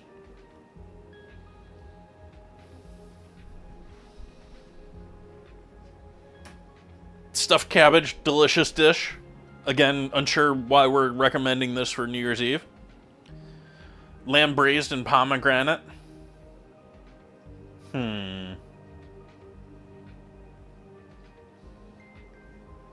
Coq au vin. That's something I haven't done on stream, I don't think. I mean, I've done chicken with wine. I have not done cock with wine. I might have done coq au vin, but with chicken at one point. I think I have, actually.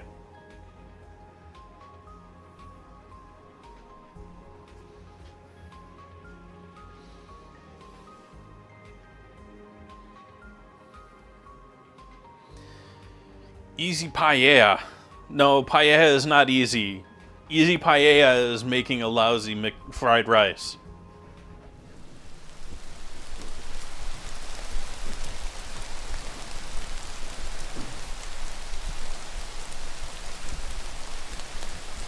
But I've been on record before with not being a huge fan of the dishes with, like, dried out cooked rice. Ooh, hydrate. I didn't have anything left in my cup. I need to get more in my cup.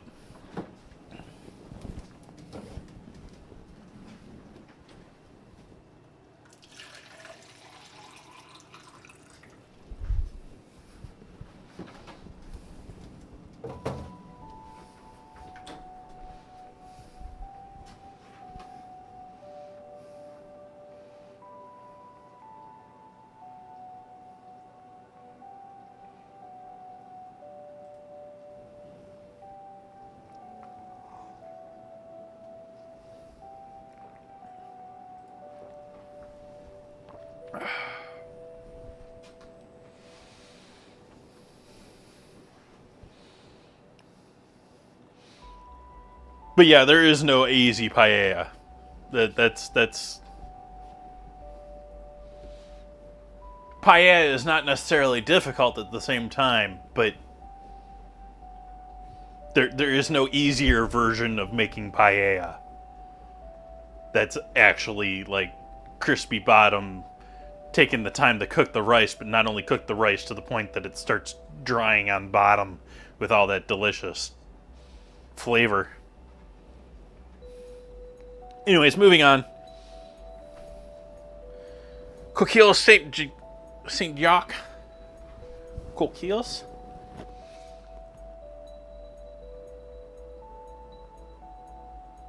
Looks like a scallop dish. I'm not familiar with it, actually.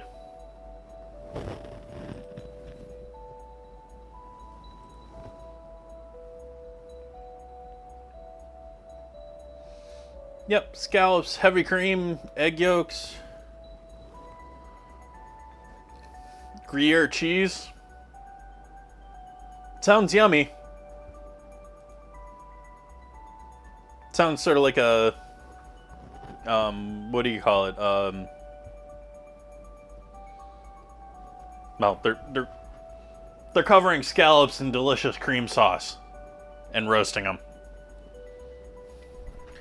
So that was all the recipes they had for New Year's Eve, and I was not really impressed with any of them.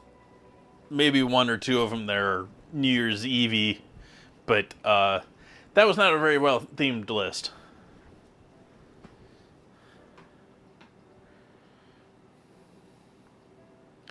Florida is building a highway that charges electric cars as they drive.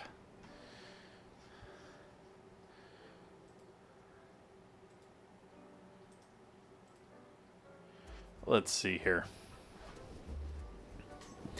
Estimated to cost more than 500 million. I have no idea what a road costs to put in this way, but I would not be surprised at it being several million just per mile. Let's see here. How long of an EV charging loop are they talking here? Are we going to be able to charge a car on this freeway? Charging speeds of up to 200 kilowatts. So it's charging at a lower speed.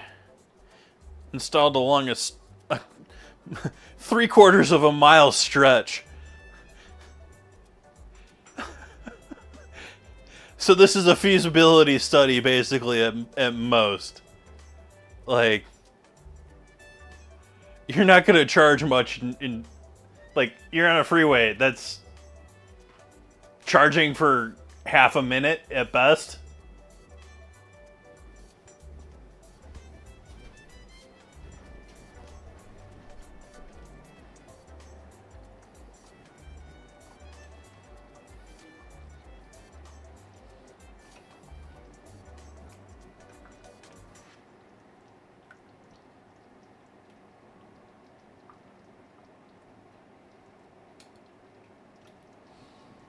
Nope, we need more time than that.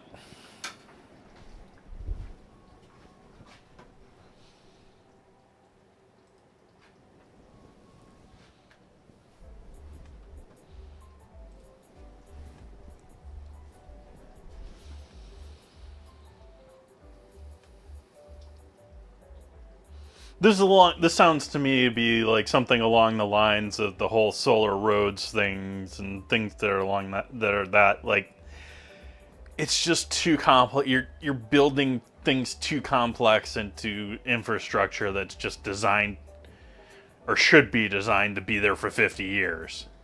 It's...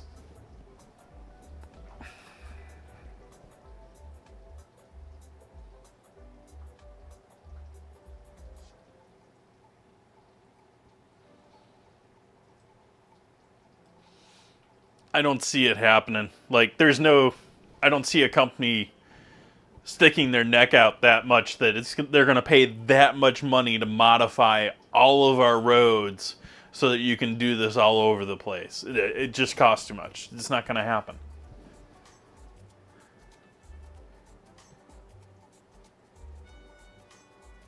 The only way that probably ever happens is the government decides it's in their best interest to do it. Which I think they're probably going to be fine with you just charging somewhere, or maybe getting a second car if you need a second car, instead of being able to constantly drive. Trucking industry, maybe another question. But that would be freeways, not like normal driving. Still, I don't think the government's going to pop for that. They're...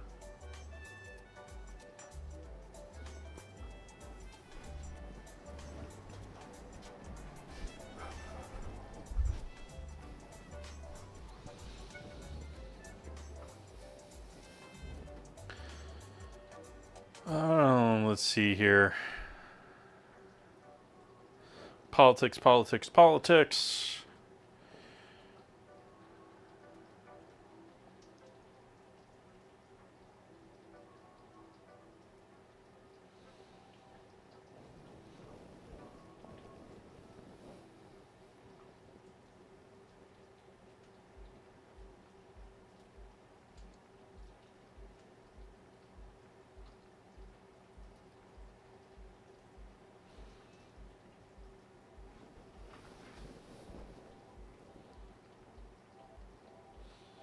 There's some politics I'll get into. Like, what is Musk out here saying who the most qualified candidate is to run the emergency services in New York? And why is he sitting there saying that the head of the EMS is a DEI? Like, really? Don't you got something better to do with your time, Mr. Head of 4 companies?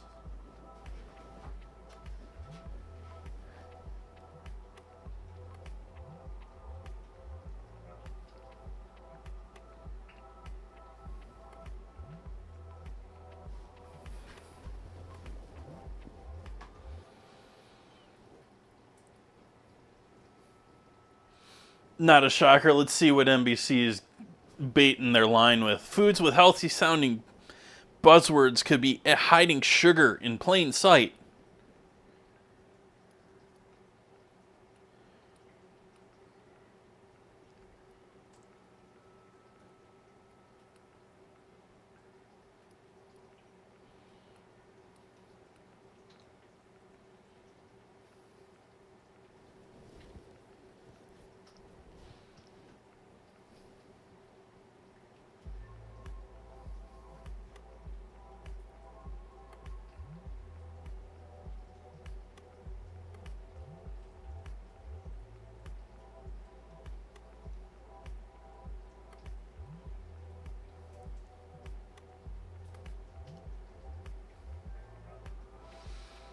There wasn't much there to talk about. They're complaining about the normal things, same things. Uh, you know, it's organic. It doesn't mean it's healthy, which is true.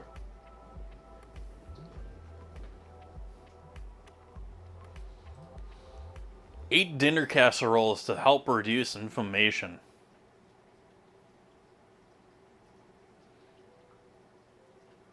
Chickpea casserole with spinach and feta. Gotta get those greens in there if you're gonna reduce your inflammation. Creamy lemon. Where did I get green there? Creamy lemon Parmesan broccoli and white bean casserole. That doesn't sound exciting to me. Fall vegetable tian. Nah. Basically baked ratatouille with more fall-y veg.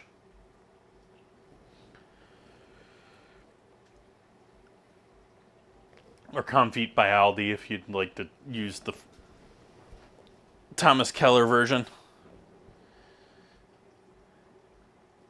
Anti-inflammatory lemony salmon and orzo casserole. I've done something like that. Somewhat close to that. Spinach feta and rice casserole. I haven't done much in the way of rice casseroles. Not many baked rice dishes, I think. I've done some stuffed rice dishes. Done stuffed peppers and stuffed leaves and stuff like that, and stuffed cabbage. And don't think I've done much in casserole though. Sweet potato and black bean casserole. That's sort of like that. I did something similar to that this year. It wasn't a casserole, but it was a stew, but yeah. Spinach and tuna noodle casserole. That's an interesting. Those sound like they would be delicious together. Spinach and tuna,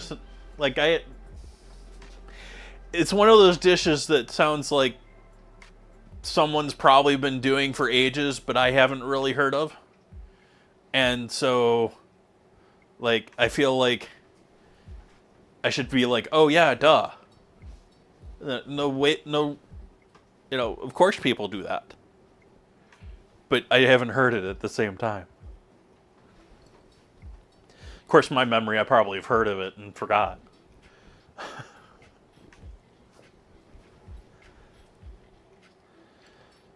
Broccoli and quinoa casserole. Didn't we do this one already?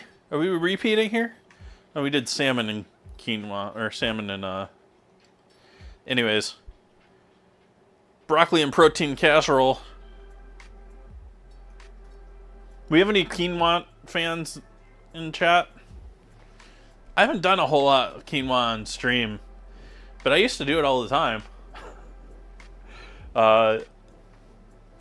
I've done several demos at a small, the Cloverdale Citrus Fair over the years when I was running my business. And just about every single one of those, I brought quinoa to it. Because I wanted to do something that I could simply just boil and mix with stuff, and I didn't want to do rice. That was wanted to be more interesting than that.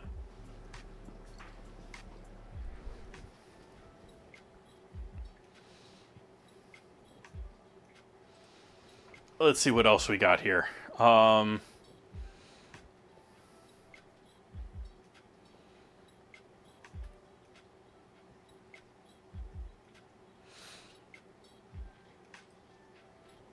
Who's ditching Max Verstappen?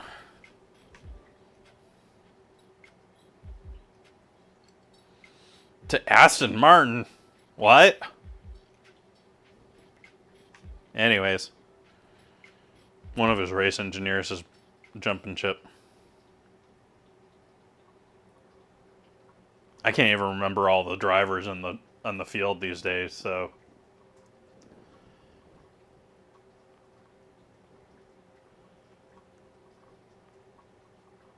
I wouldn't say quinoa is my favorite. I enjoy it. I like it. I like rice better. Not much, but I do.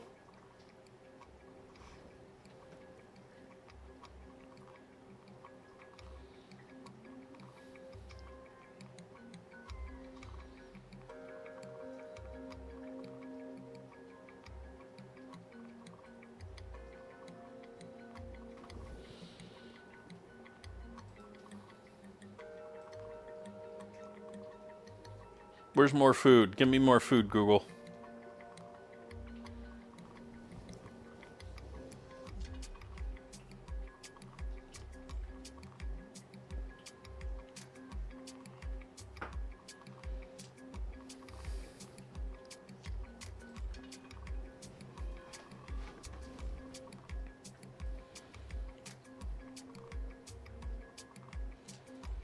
That's interesting news. A distinct new type of diabetes is officially recognized. This year, the International Diabetes Federation officially recognized a fifth form of diabetes. After decades of controversy, it's now urging other Earth health authorities like the WHO to follow suit.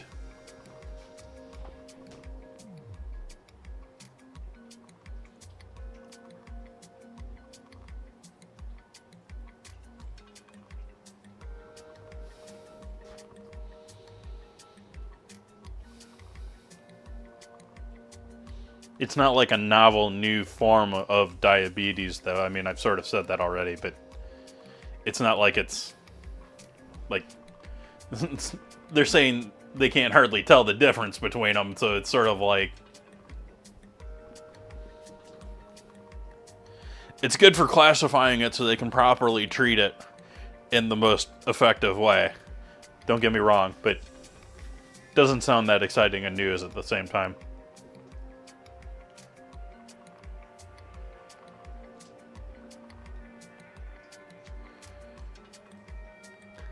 The classic New Year's recipe reviewers say is ridiculously delicious. Okay, this is going to be classic.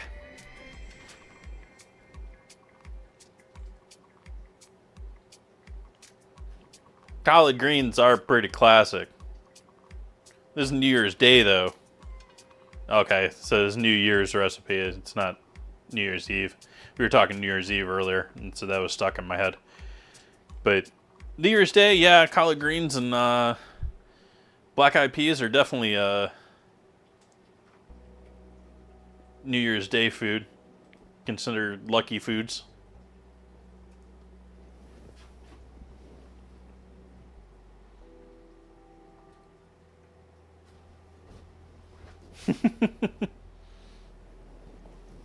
I'm gonna do brown eyed peas. Where is that bag?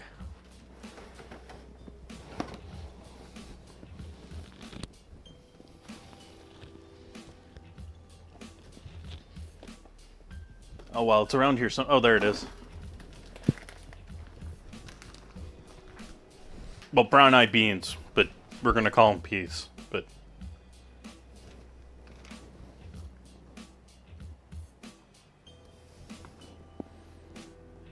yellow-eyed beans. I said brown earlier, but they're brown. That isn't yellow. That's brown.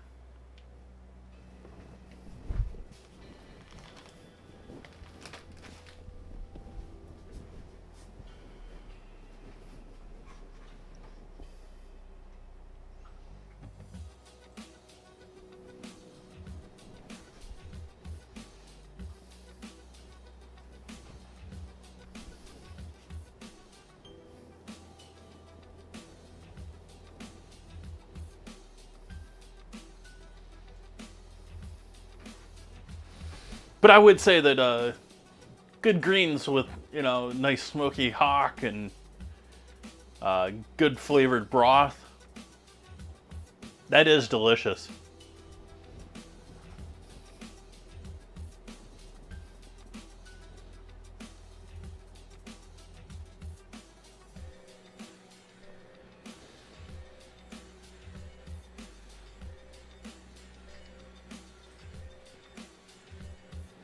According to Wells Fargo, and you're not going to tell me what it is. You want me to, I don't know, give you money, CNBC? I don't think that's happening.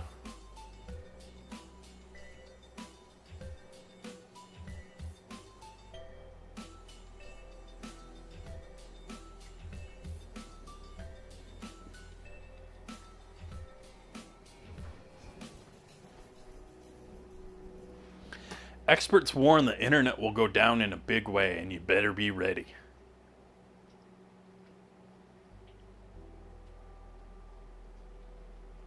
It's bad enough the internet goes down for a few hours. Oh, this is absolutely apocalypse story here. What? Let's see here. Do you have a plan for the internet going down for long term?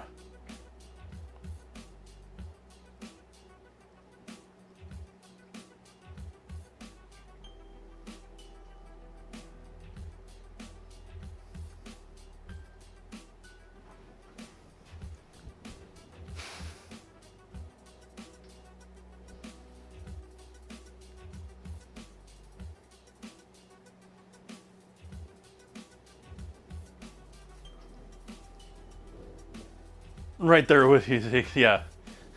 Be nice if there's no social media. Catch up on reading some books that I've been procrastinating on.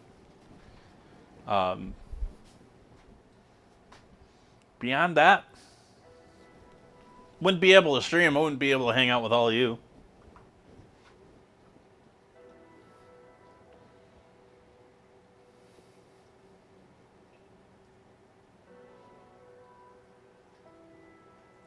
I don't know if I'm just hearing more of it or if it's actually, there's more crime, but I keep hearing more and more stuff happening in the county.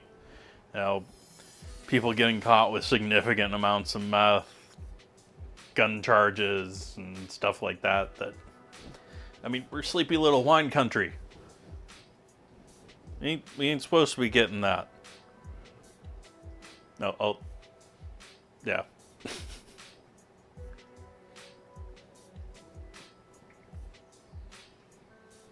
We legalized all of the pot, so that's not supposed to be a problem.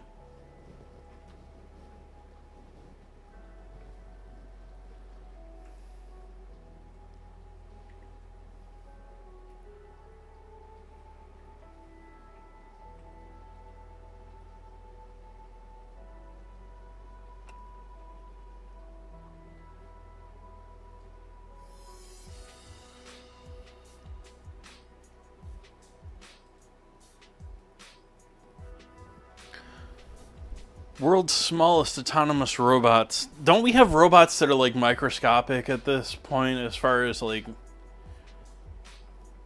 Yeah, well... smaller than a grain of salt. I guess it matters of what type of a robot you're talking about. Like, I think I've seen them talking about MIT people and other brilliant people doing things with stuff like it's the size of tardigrades, but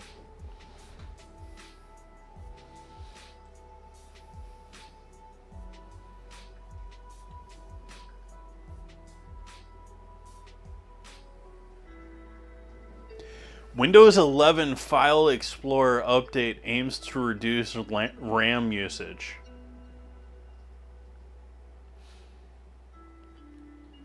Is the RAM issue such a problem that Windows is gonna min-max their RAM use now?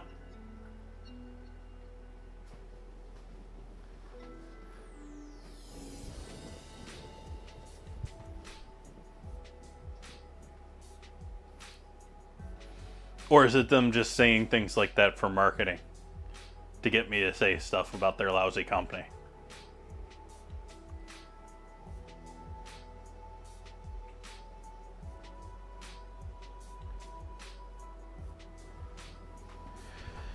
Yeah, I'm regretting reinstalling Windows. I should have gone with Linux.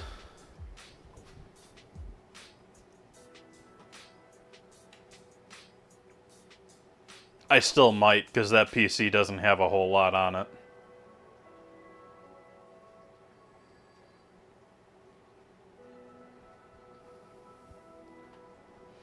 Disneyland's current novelty is a $250 drink served from a cart.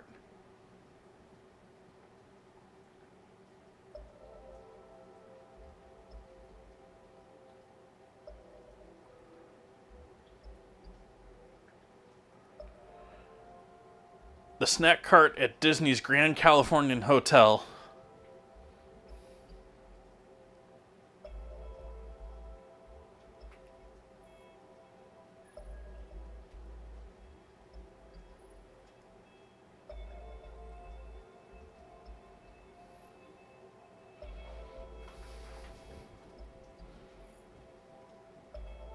Oh, okay. That sort of fit. They apparently offer at the snack cart at the Grand Californian cookie shots, which, if you're unfamiliar with cookie shots, they're cookies that are formed into a small, like, shot glass shape, and then are typically, like, coated with chocolate. So you can pour an espresso or some other small little drink in there. And normally they're selling them for $20, or somewhere between 10 and $20. But they have an option for a Louis 18th cognac, which, yeah, that alone, like,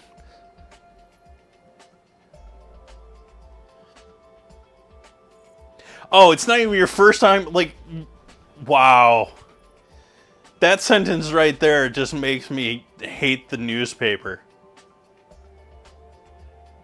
When they first reported on this cookie shot in 2022, it only cost $185. Like, it's not new.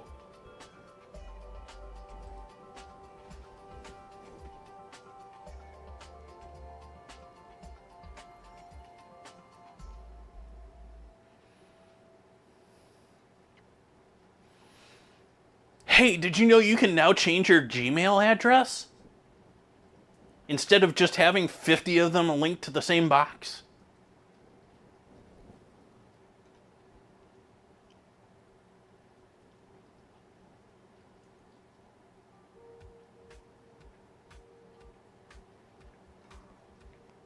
Something you should have been able to do for decades.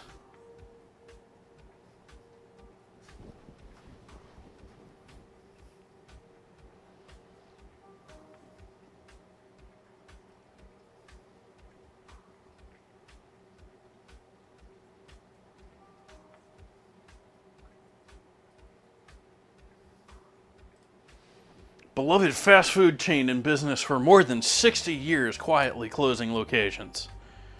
Arby's. Well, yeah, you're sitting here advertising a Wagyu cheeseburger. It's Arby's. Why don't you make actually decent roast beef that doesn't taste like leather?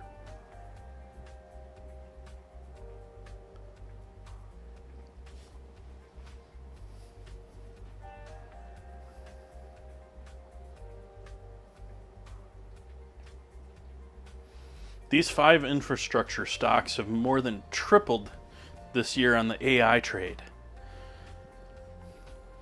Let's see.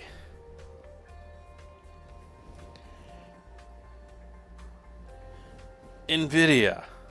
Shocker. Lumentum. Western Digital. Micron.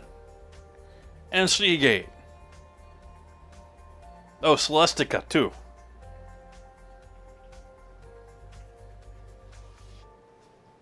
Which, if you're unfamiliar, is IBM, basically.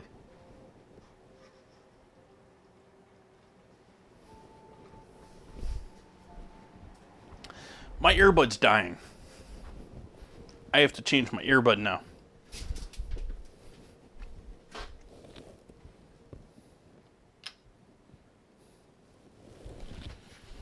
This tells me this stream has been longer than I anticipated.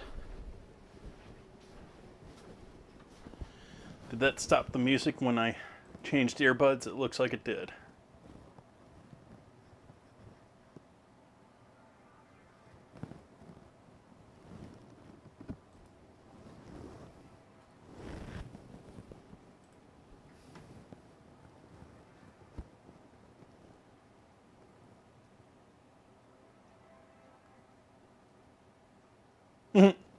Even the companies making humanoid robots think they're overhyped. I'm not going to click on that because Wall Street Journal is going to give me a paywall.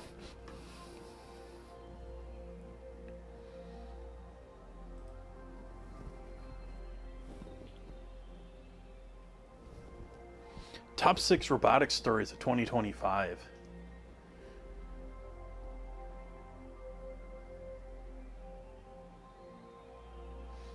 Yeah, they're a long way away, unless you're talking about the ones that are just using telehandlers from India.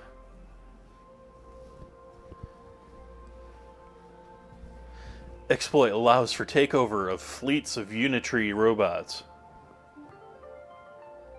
Gee, I doubt the government built that into them. China would never do a thing like that.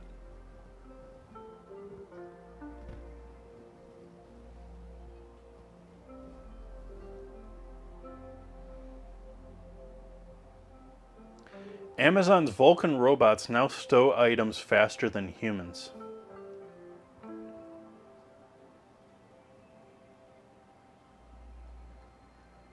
Yeah, they're going to have to because they're running out of people to hire.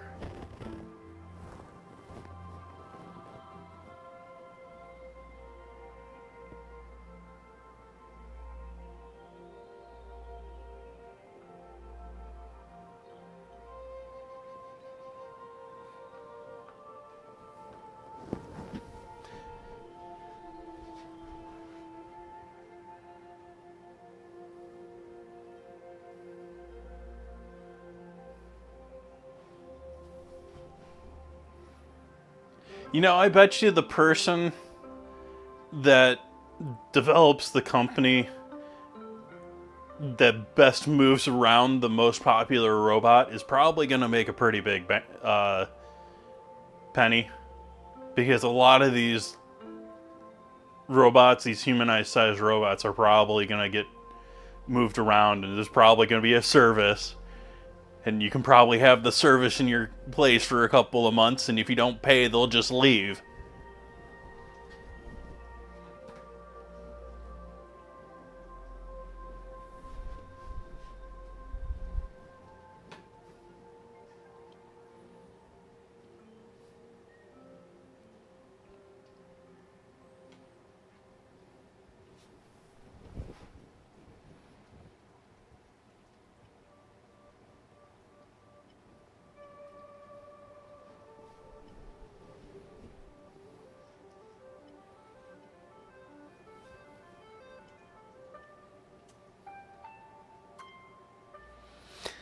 iRobot, in the last article here on this list is iRobot getting purchased by a Chinese company, which I'm not thrilled with that one. I sort of liked iRobot. I wish they had made it through. I like their model. They just got absolutely beat. Like, they got beat out by China and then bought by them. They had all of the Chinese companies come out with cheapo replicas of the robots that worked half as good and didn't have the things that iRobot had, as far as like half of the motors on mine I can just replace for like $20. And you can't, like, those are all going to be replaced, the whole thing. And so now we got the company that's making all the cheap ones making the iRobot ones and in control of the software of mine.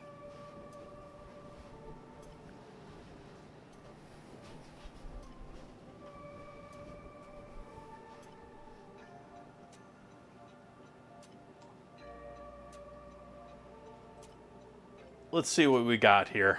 Let's see how this is looking.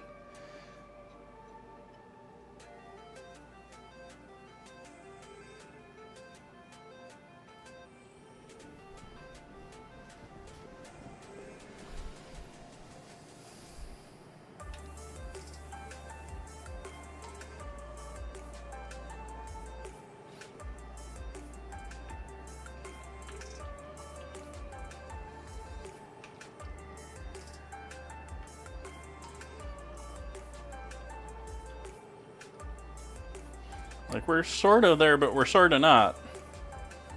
Like, and it's only really the thinner pieces that are there. The thicker stuff still isn't. Like, I'm sure that's a delicious cut of meat, but that is not cooked through yet. Well, I tried to speed this up, and I guess I was lying to myself as well as all of you. Because this is still going to take as long, or if not... Well, this is going to take as long as normal.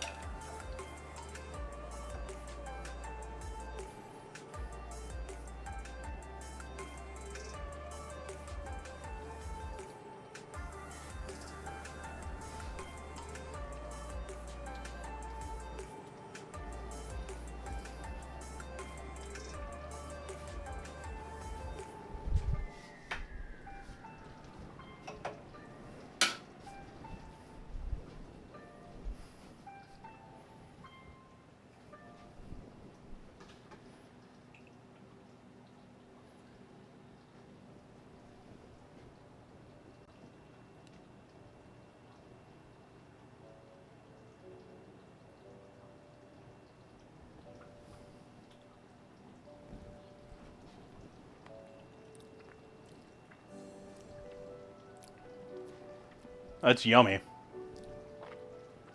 Wow.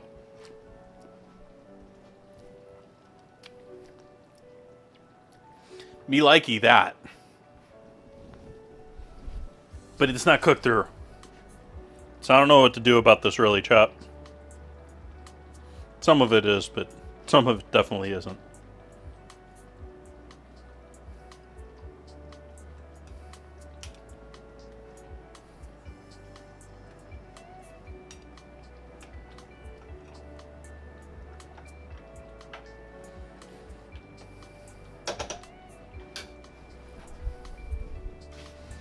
I don't have tortillas.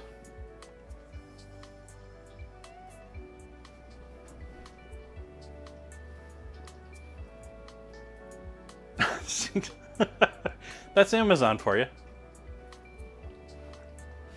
No, lamb and goat, your best options are either Mexican or Asian restaurant supply food. Asian or Mexican supermarkets. Middle Eastern.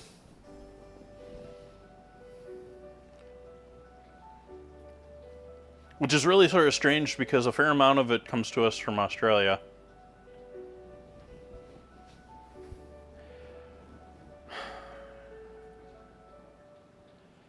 I gotta be honest right now, chat. I am tired. I do not want to sit here and fuss with a million little wontons. I think I'm going to cook some rice and have us some birria and rice, and we'll do wontons in the future once it's cooled down. Maybe we'll do birria wontons tomorrow after this lovely meat concoction has cooked through and cooled. We still have the beef to do too, but we can do both of those, but that's a lot of food around the house. But yeah, I think we're going to push this off until tomorrow.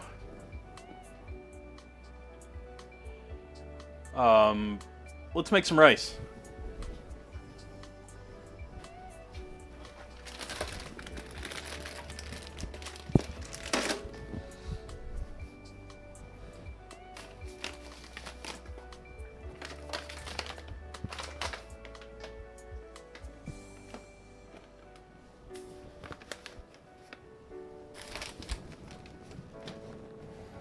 Come here.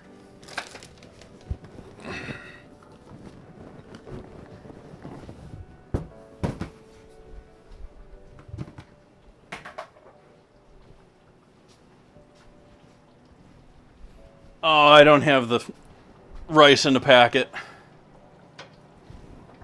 We'll make some real rice. It's no big deal. It's not like I'm going to be working at it. I don't have a pan that's the right size for doing this right now, though. Oh well.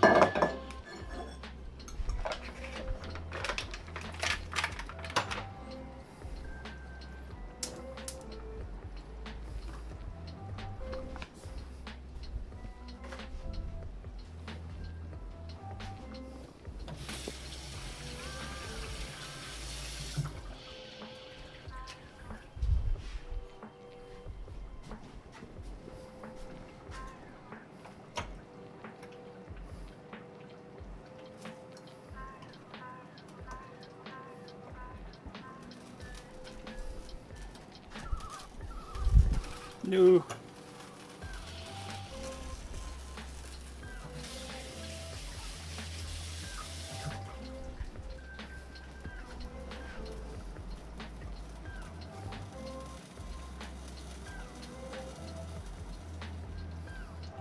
Melt to death so I can leave you in there.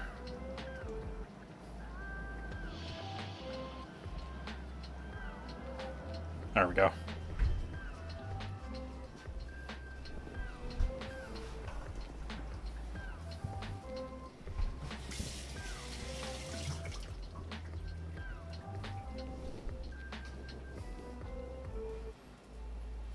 Hey, evil marksman. Made a Shropshire blue cheese onion omelet with balsamic drops, stinky in all the right ways. Okay.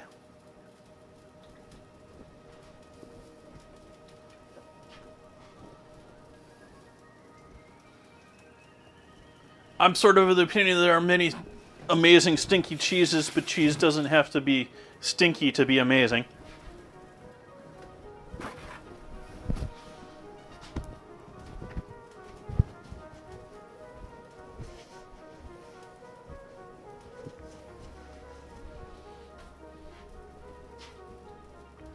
Though some people may think that the eggs were stinky too.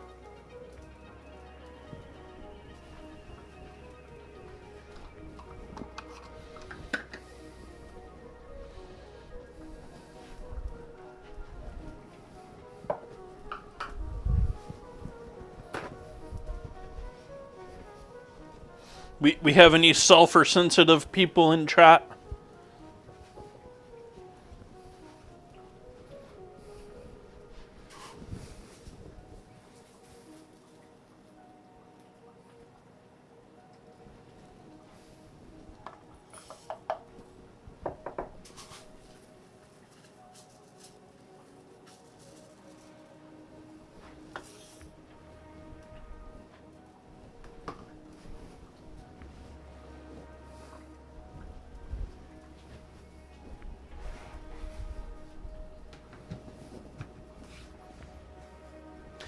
I heard recently, or read recently, or reddited recently, or I don't know what recently, saw somewhere, that apparently it's a thing for cats to fart on people that they appreciate.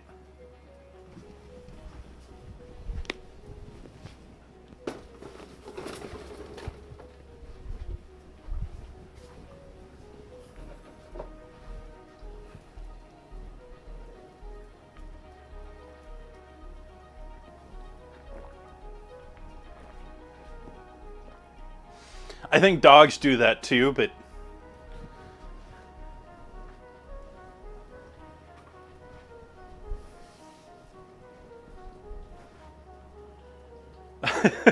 marksman.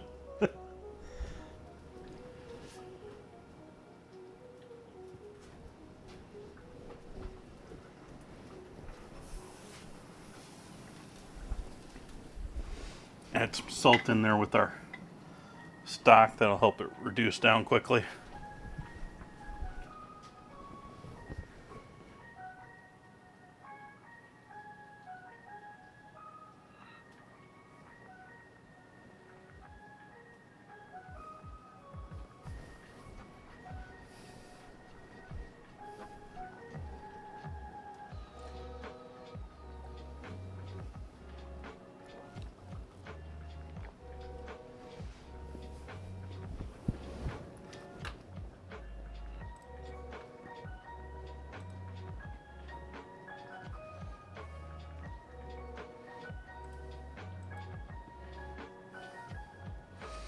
Ooh, French omelet.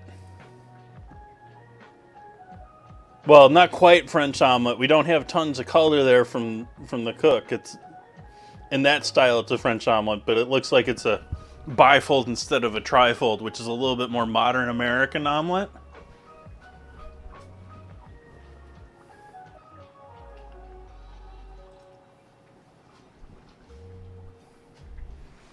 Welcome into the Discord. I'll give you a proper welcome later.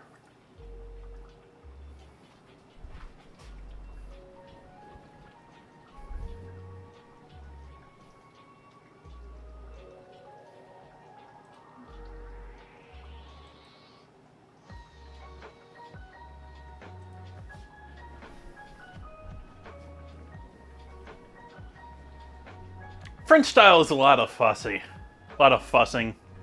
You got to do it quick, and you got to have like. If you're doing it at home, you don't want to do that. If you're doing it in the kitchen, you're doing it in a restaurant. It makes perfect sense to make a French style omelet, especially since you can just bang them out one after another, after another, after another. American's much more easier to do on like a flat top in my mind.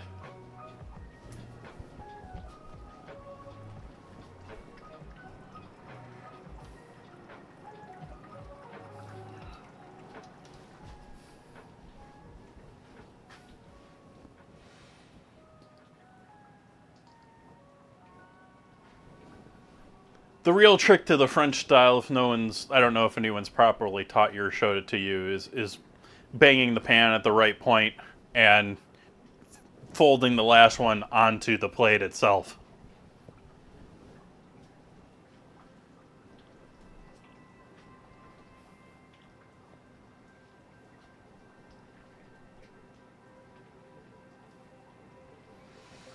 Uh-oh, Zeeks, are you watching people that used to work at the Flat Duck?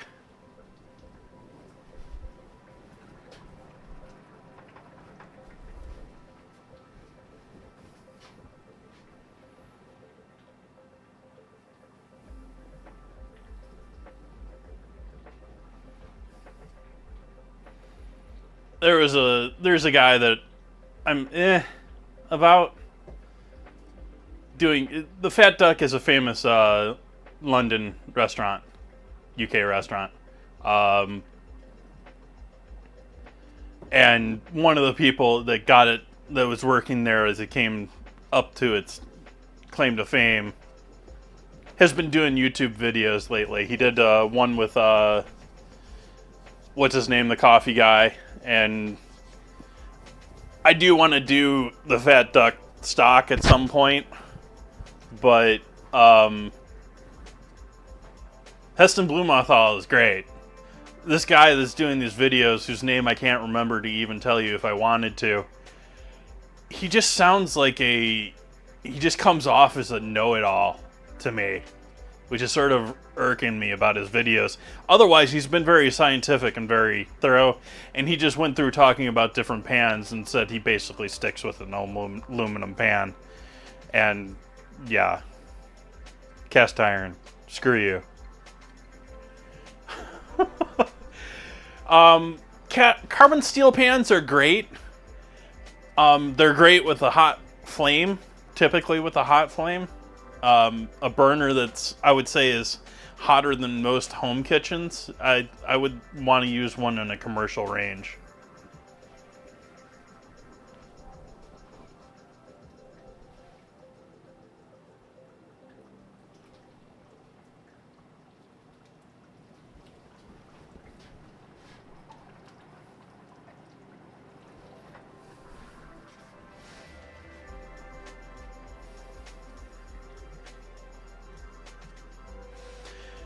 But yeah, I would like to try their mini stock version of stock someday, which is essentially just pressure cooking a Costco chicken.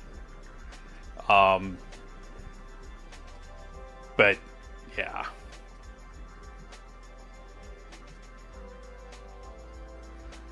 Yeah, marksman, absolutely. And that's sort of strange that we have that in the culinary world. Like, you get your Michelin, like, it's becoming less of a thing, but because Michelin is not as special as it used to be, but it used to be, you get a 3-star Michelin, you're basically done. All you can, what's his name?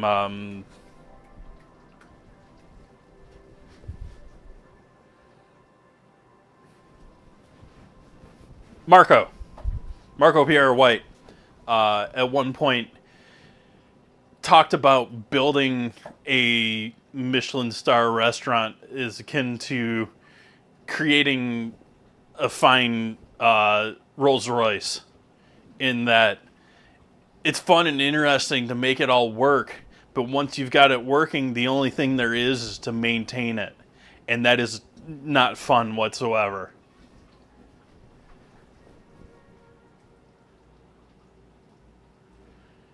I butchered that quote. You can sort of You can probably Google it, but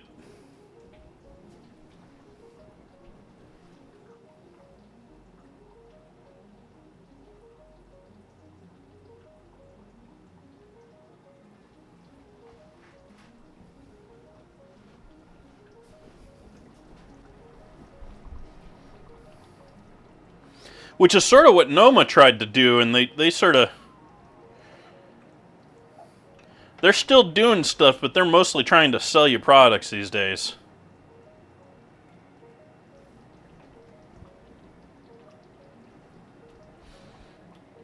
We're getting there with some of this, but some of it is just, yeah, it's just too...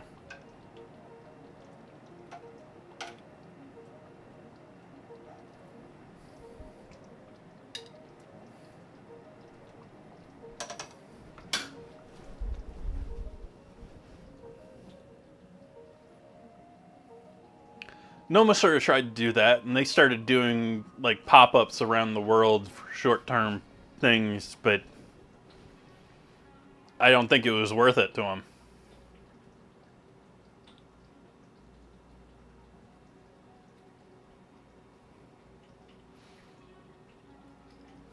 Yeah, you could say the same thing about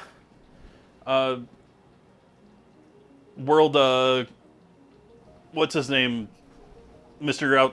Out feeding the world.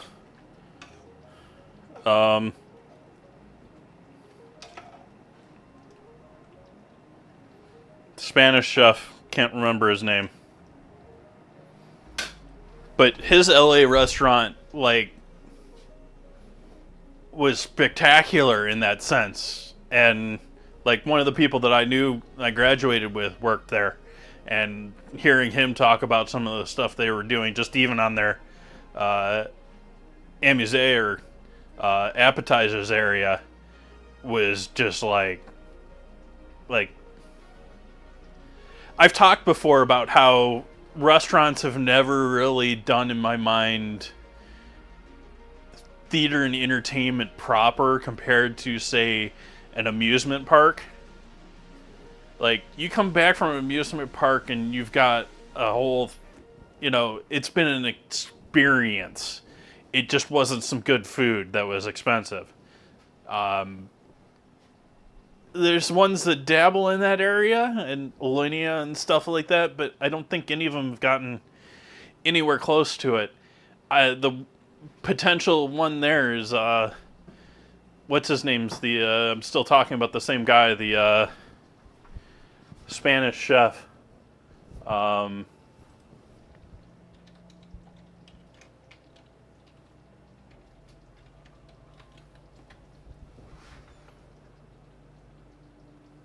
Jose Andres.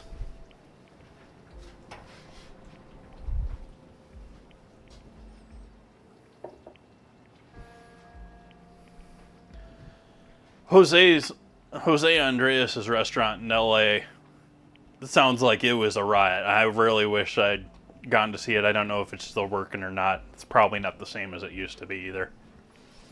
Because he seems to be 100% about humanitarian efforts at this point. You can say that about Dusky here in Sonoma, too. Dusky, who used to do all the food challenges, she was a regular reviewer or judge on Food Network shows. Definitely tied in with the whole spiky hair dude. She's closed up her restaurant with her husband. They're still doing their pork, but she's closed up her restaurant here, and she's just working with gleaning groups and supporting, trying to get food to the impoverished or needy.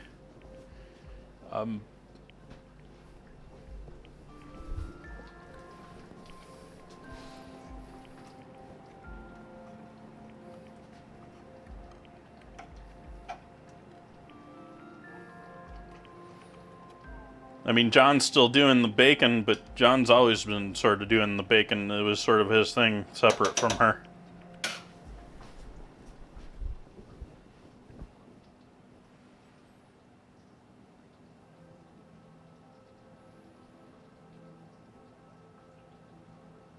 We also had sort of what was like this major boom in, let's take actual, and this has sort of been my entire life in the food industry, but when I sort of like, I feel like when I sort of started in on food, and when there was this, just before I had started, the years just before I had started into food, it was mostly, wives' tales and old, this works because it's worked for centuries type stuff. And I feel like the last, along with the cheap appliances for people to do it all at their home, I feel like science has largely crept into food over my lifetime in debunking so much junk. And they're still debunking junk that I've been taught.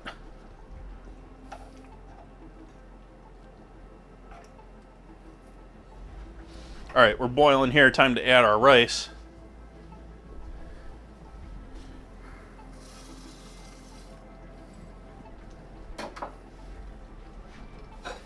Are you going to close over the top of that? Sort of. It's close enough for me.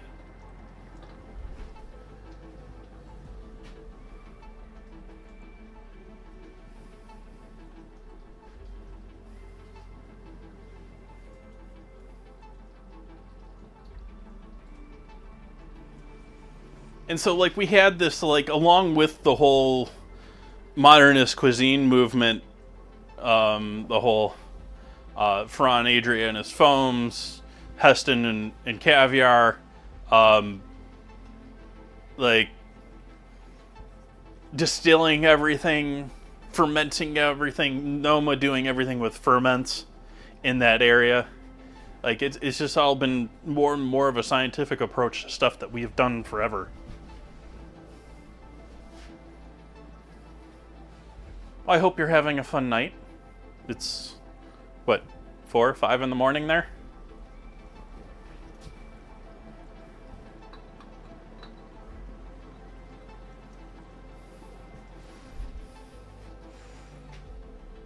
Somewhat with the way politics in my country is going, I'm sort of envious. Wish I could be living there myself. I have not visited, but everything I have seen looks beautiful.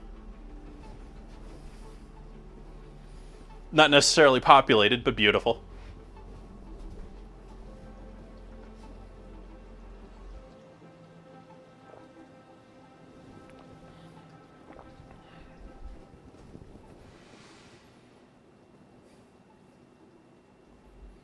Yeah, everyone loves visitors.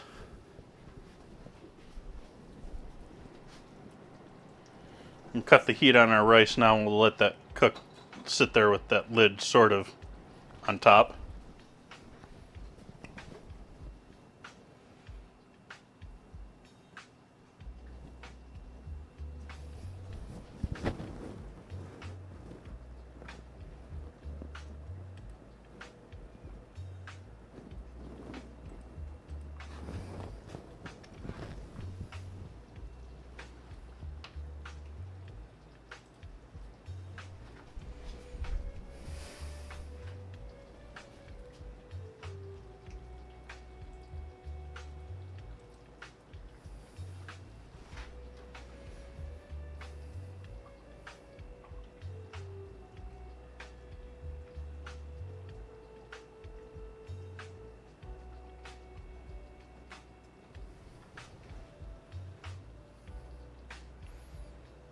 I don't understand how that happens. Like, I don't know, maybe I just don't have that connection with some other people. Like, I'm reading an article here from the Press Democrat, which is Santa Rosa's newspaper, that a Santa Rosa man lost $500,000 in savings to an elaborate scam, basically saying it was a romance scam. I'm skimming, but it sounds like it was like a romance scam where they got them to, like, oh, can you just put the money over here for a little bit type thing. And it's just like, I don't know, maybe the dude's loaded to the point that, $500,000 is not something it doesn't sound like it's something that he could lose. It's not something I could lose.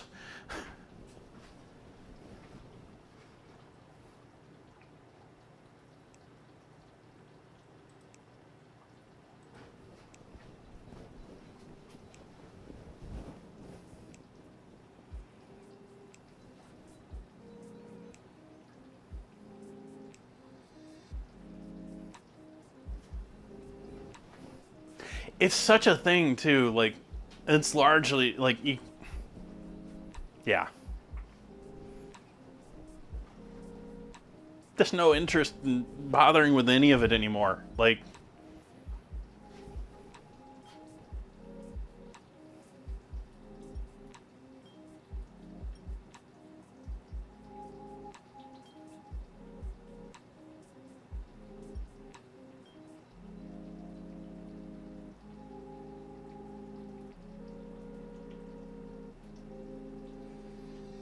yep, Marksman. Yeah.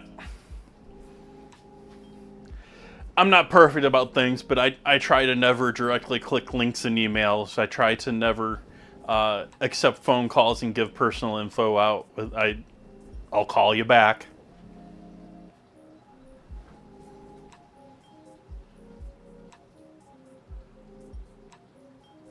Are you sure, Soph?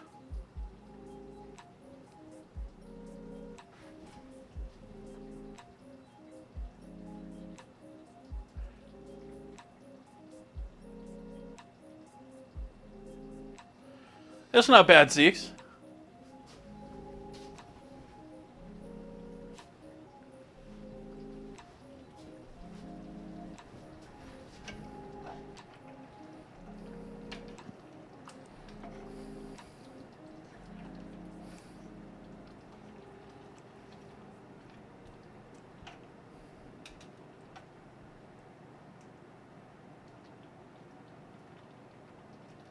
We're getting there. It's just not quite there for putting in a small little wonton. Even the bigger stuff's starting to be able to be peeled apart. Like, it could be pulled at this point, I think.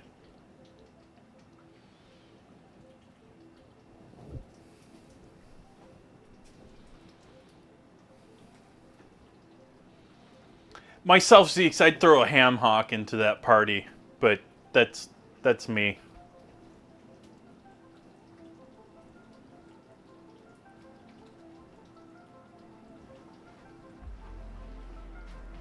Give you some smokiness, give you some depth, round out that chicken stock to give you the full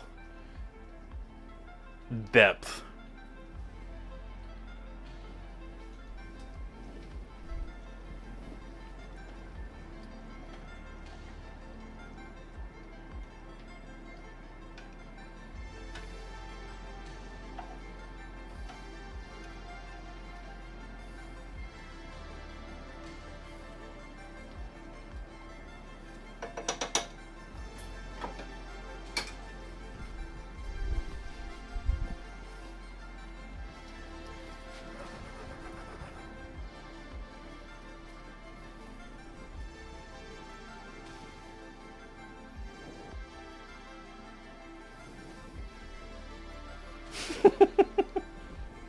Well, then you can't use chicken stock either.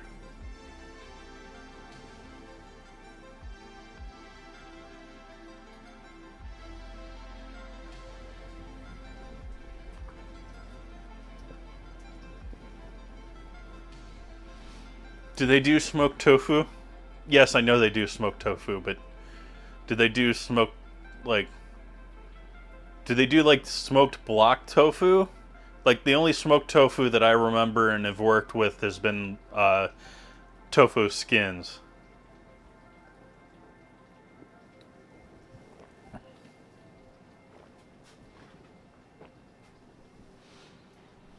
Which there's one you can work with, Zeeks, if you haven't done anything like that. Have you done anything with tofu skins? You can stuff them, you can roll them, you can do all sorts of interesting things.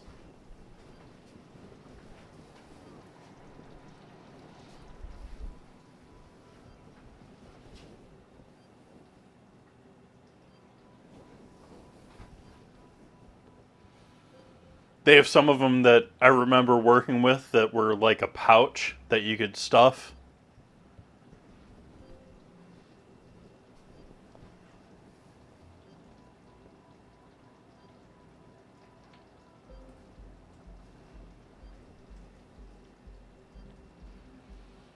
We've made it back to the Chemical Brothers song again.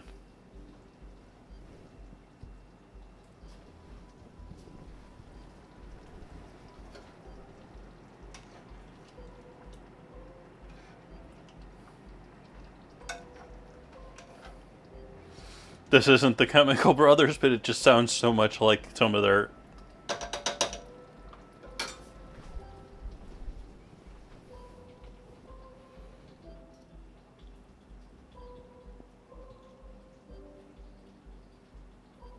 That's the way they basically... They're electronic music, and so they're mixing various songs of theirs together. What that show was, and there was actually two of them during that, was they mixed their songs together in different ways and thread them together, and it's less people recognize a whole song, but they recognize a riff or...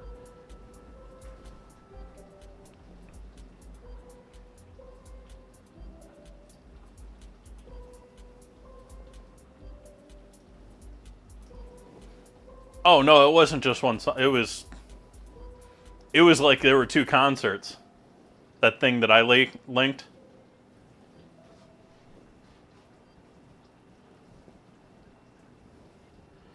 It was just them playing the music, basically, but...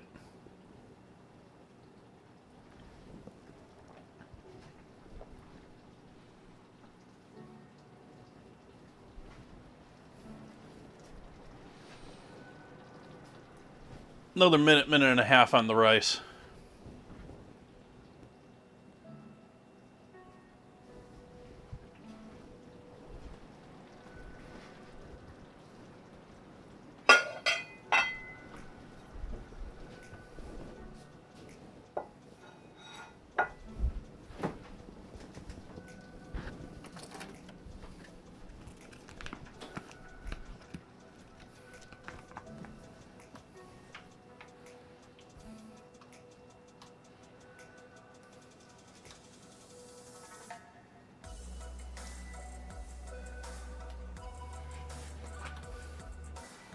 Easy open my ass.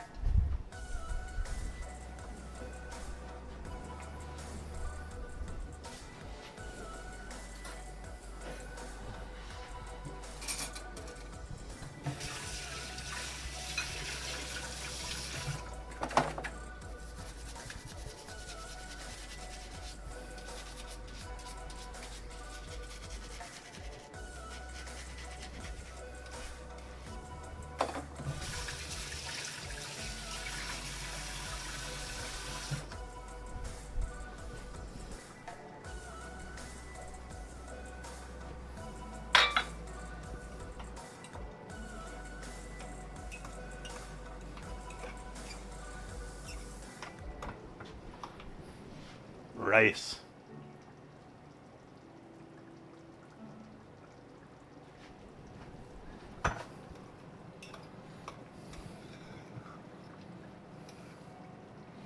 Give that just a moment longer to congeal a bit.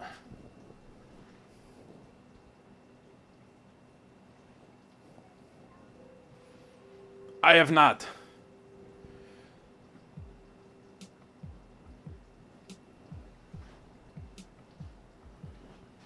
Original.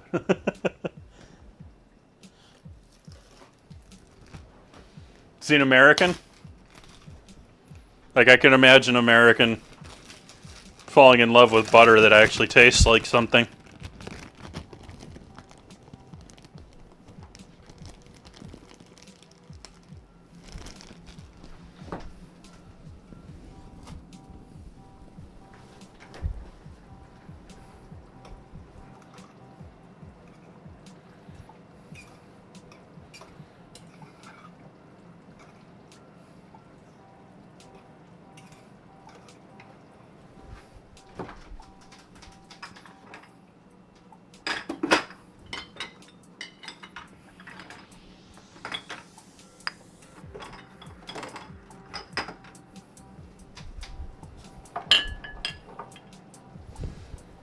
throw a little cilantro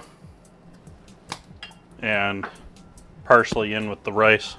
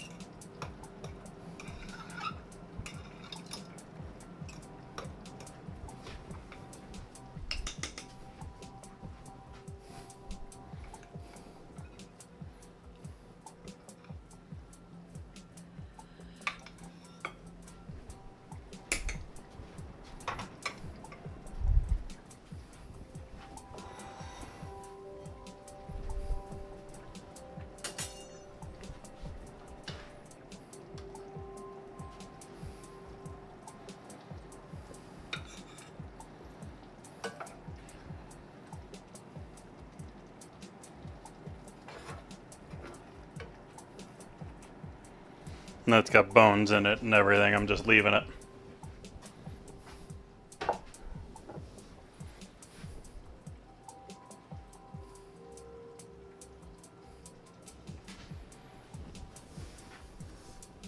Throw some queso on top.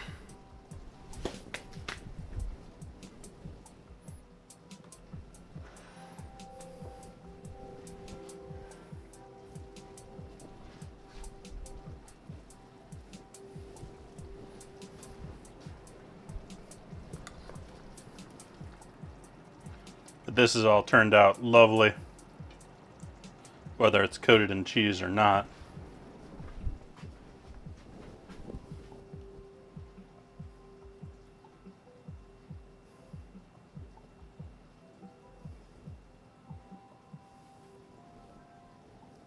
Stay.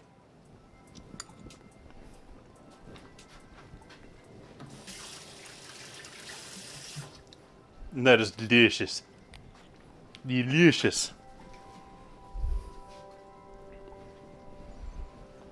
So yeah, I guess we're going to continue with Birria tomorrow. And I don't know what my plans are going to be about soup now, but we're going to definitely do some Birria wontons with the leftovers of this. And maybe we'll do soup too with the beef, because I got to use up the beef too. We got to get that going before it goes bad. I was thinking a green chili and potato soup, and then just finishing it with the beef, since the beef is like perfectly cooked. We just want to warm it up in the soup a little bit. If you have any ideas, please let me know in the Discord. What should I do tomorrow? What should I be making? What should I put along with it? What should I be adding so my inflammation is not as high?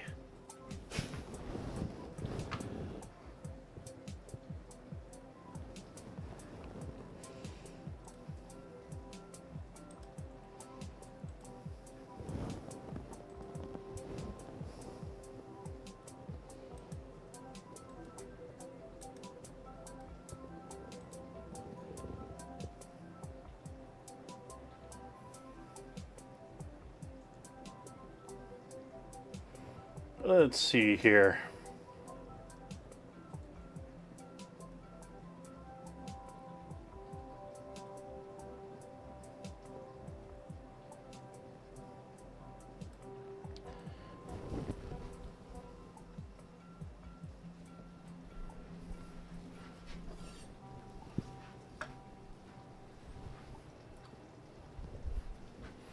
Grab a quick photo of this for the Discord.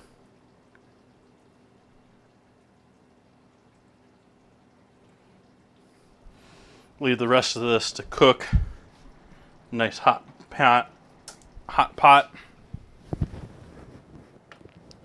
Let's see who's out there to